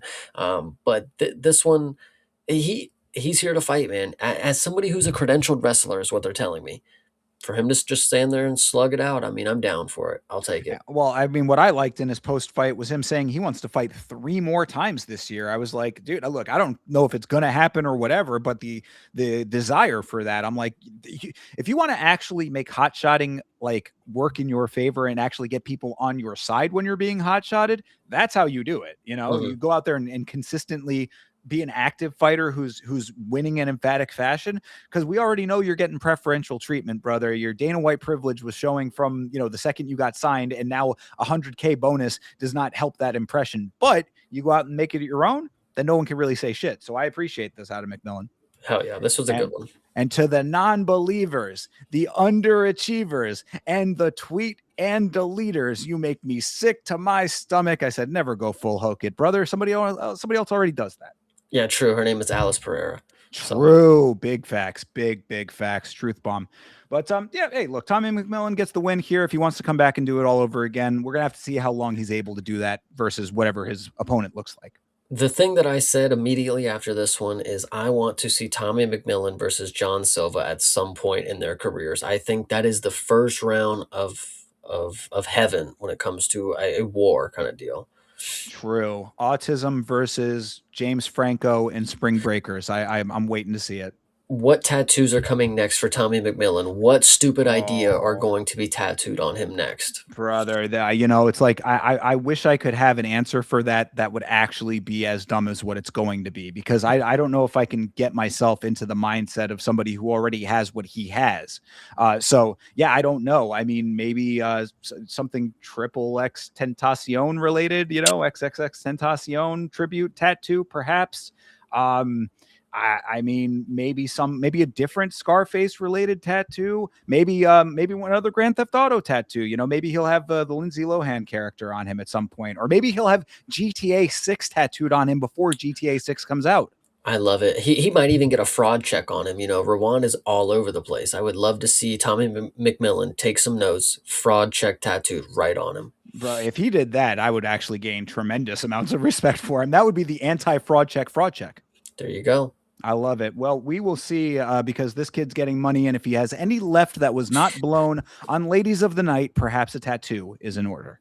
Can somebody explain to me what Tommy McMillan does? Like that women like because I know personally just a few women that don't keep up with any UFC, but they posted shout out Tommy McMillan, great win. Like what is he doing that is on their radar? Like because I think he streams.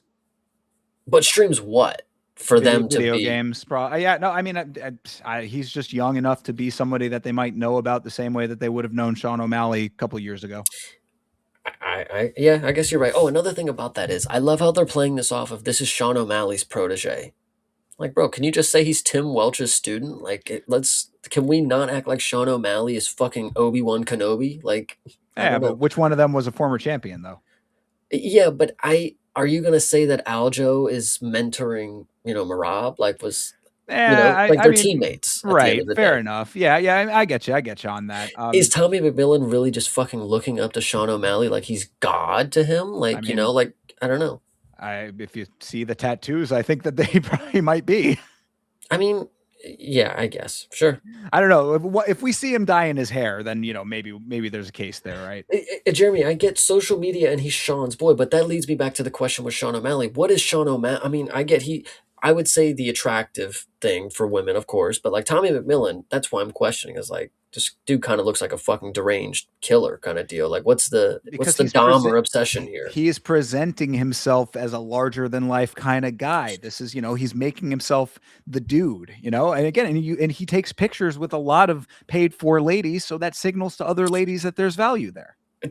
You are right. Yeah, he didn't get his line of whores this time after his win. That's the Not that unfortunate we part. know of. Not that we know of. I mean, True. maybe he was being a little bit more discreet this time. True. Yeah, and CTE, a true mentor is Glover to Alex. I can yes, yeah, Oh, I mean, I that like could it. be their relationship, though. I mean, we don't know exactly how it goes down at Red Hawk.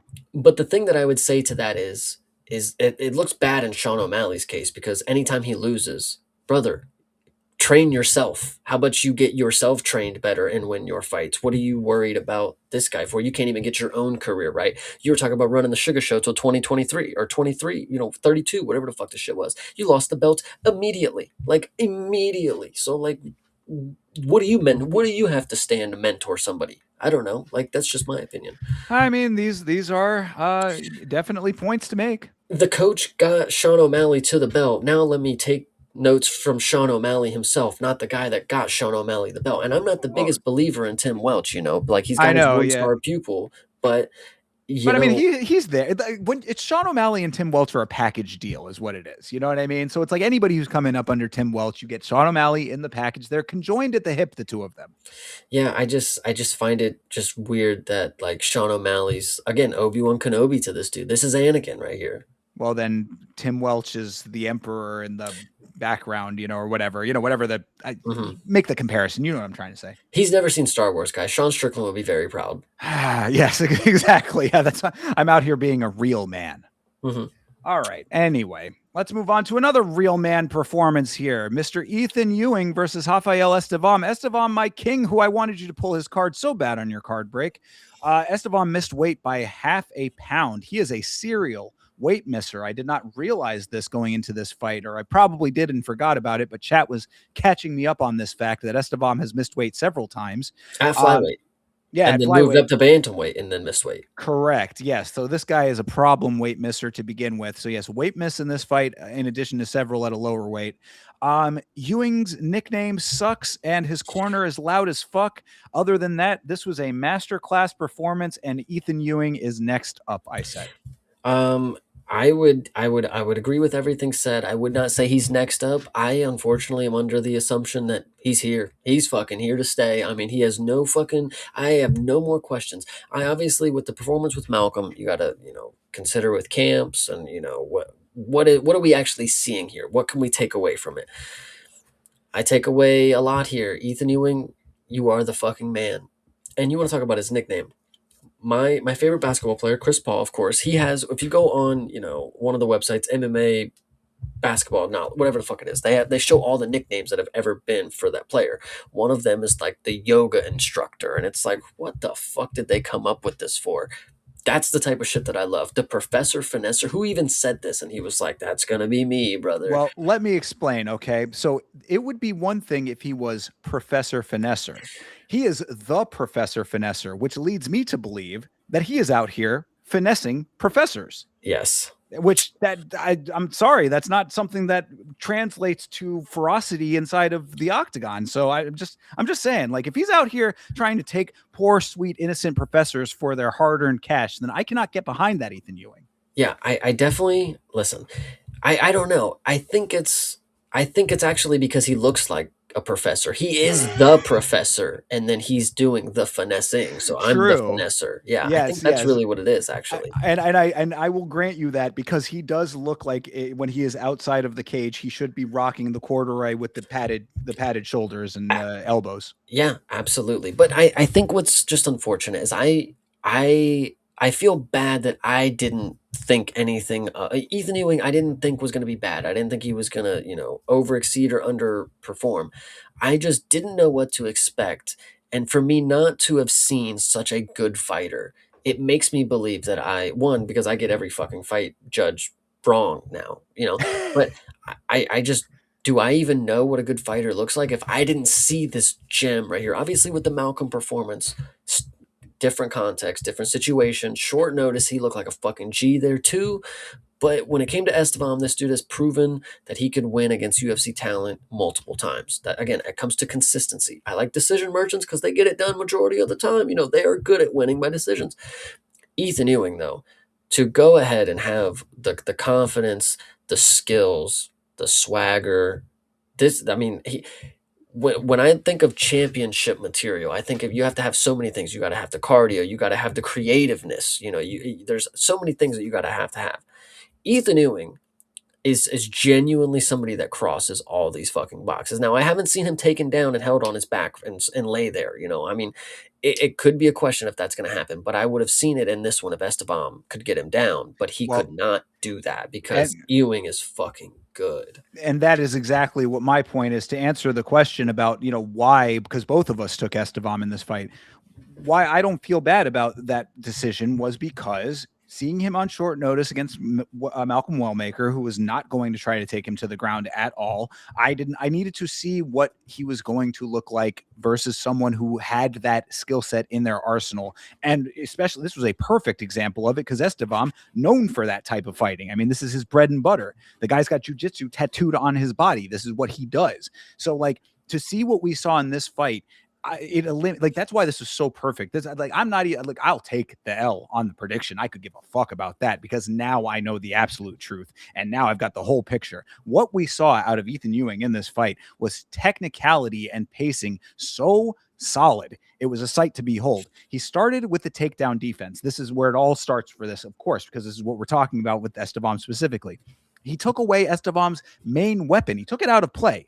Then once he stopped the takedown, or when Estevam stopped attempting takedowns, he just picked him apart until he found the finish. He was chipping away like he was creating a statue here. I mean, the one thing I say on Estevam's side is that Estevam gave up way too early on his primary skill set. I said, if the first takedown don't work, bro, you got to shooting 5, 6, 7 more after that, considering what you were going to get on the feet. Now we know that to be the case. But yeah, this was beautiful setup and payoff game planning for Ewing, mostly because of that loud ass corner, man, that he had. His coach is loud as a motherfucker. I said the coach and Rashala's aunt could make the loudest human being ever known to existence if they linked up, but that's besides the point. They can make Either a way, gull or a seagull, whatever. it would just come out screaming out the womb. But yeah, that would be wild. But yeah, this was a beautiful pressure performance with all of the technicality to match that pressure. The power was there. I said that Ewan nearly had the fight finished in the first round. The end of the first round, right at the end there, Estevam got saved by the horn. Ewing just continued eating away at him throughout the rest, piece by piece, wearing him down until he finally found that liver shot knockout. This was about as technically proficient of a performance as we have seen in quite some time. I am all in on Ethan Ewing. I am also all in on Ethan Ewing. This guy, I see the chat. Somebody said give him Raul. I think this is a great fight. I mean, at this point, you can't just give Ethan Ewing, just random opponents. Like, he has a story to him. He has hype. He is finessing the professors of the cage. I don't know what this means, but he's doing it. You have to continue to tell that story. Who's the next guy that you guys think at Bantamweight? Who's that guy? And who Vinicius Oliveira? I mean, I liked yours. CTE was saying Marcus McGee. I thought that was a great one. but he doesn't deserve it, though. I swear, Ethan Ewing at this point, we saw with Estevam, he was a dog, and we all should have seen it. And the way that he carried himself, he finished him with the swagger, had his hands up, easy day. Ethan Ewing, he is a good person to shut somebody up because he just brings his game, and he lets the game you're looking speak. to unleash him on someone. Yes, exactly. Vinicius Oliveira, he keeps going on Twitter. He's like, I'll make one more run at bantamweight. I'm going to go ahead and do it. If I get the right matchup, and then I'll go to 45. All right, we're going to give you Ethan Ewing, and good luck. So I don't know. I really like Ethan Ewing. I'm really hoping that whoever we throw him at, whoever he is tasked upon, whoever he is unleashed like the caged animal. Oh my God, CTE cooking though. Give him Cheeto Vera. You want to talk about somebody who needs that peg taken down even still after all of the pegs he has already been taken down. I like that one. That would be a really nice way to shut Cheeto up altogether. Here's another one, and I'll just give it to you straight. If Jose Aldo was smart, he'd come out of retirement and face Ethan Ewing right now because this guy is $1 million fucking bucks. This guy's so good. Jesus just to Christ. lose to him, bro. You got to make a name. You come out of retirement to get the name on the resume. I mean, but yeah, I think that Jose Aldo doing the right thing and staying in retirement. But yeah, no, I like the guy. I like that what Hydra's saying too. Ethan Ewing himself in this post fight said, if you got an O, I'm coming for it. So if there's anybody else undefeated that needs to have the O go, then that's certainly on the table. I don't really care too much about the vindictive nature of unleashing Ethan Ewing. I think that if there's ever anybody who deserves a legitimate hot-shotting based on merit, it is him. So really, fucking somebody in the rankings, get him, whoever's number 10 right now. There's your next fight. It's gonna pop up probably the next fight, when and they're gonna try to trick you with this, when they're doing the little tape, or they have like the little banner, the ticker at the bottom that shows you where they're from, their age, height, or whatever. It'll say it'll say 2-0 as UFC dog in the UFC kind of deal. It'll have that right there, and you'll be like, this guy's the underdog. Like, fuck, he's always the underdog. Why? They're going to try to trick you. Don't ever sleep on Ethan Ewing again. I swear, if he's not a -200 next fight, I mean, they're clearly not watching. Oh yeah, no, I mean, like I'm struggling to think of a fight. Maybe like someone like Umar might be a problem for him, but we don't know. We don't know yet. You know what I mean? Like, we're gonna have to see what actually happens. Like you said, we have still not seen him on his back flat, having to take top-down pressure adversity. That's the one remaining question mark. But if he is able to shut down the takedown attempts of someone like an Estevam, now they're going to be better guys than Estevam trying to do it. If he's able to continue that, I'm going to just have to see what that looks like. But other than that, that would be the only skill set that I would say could potentially be the thing that I'm like, maybe there's a little bit more of a debate to have about this. But aside from that specifically, I'm struggling to think of another skill set that he has a problem with just off the eye test right now. Yeah, 100%. I really like this. I really like this kid, man. Yep, I do too. I like, Daniel Marcos, fucking done, sold, book it. Nice. Yeah, Nice. easy. Don't say Talbot because we know what's happening on that one. Yeah, yeah. Well, either way, whoever they decide to, I think it's going to be great because this guy is great and he has certainly proved it. So, yeah, Ethan Ewing next up, man. Really, I mean, like as far as keeping, if you don't know now, this is that guy. I would love to get me an Ethan Ewing card. I'll tell you that. Ethan Ewing rookie card is perhaps in that next box of yours. We're gonna have to find out when you're doing that next unboxing. Hell yeah. All right. Well, another guy that is making quite a name for himself is on this next fight here. This is Abdul Rahman Yakiaev. He fought Brenson Ribeiro. Mr. Beast strikes once again here, Chase. Yes, he does. I mean,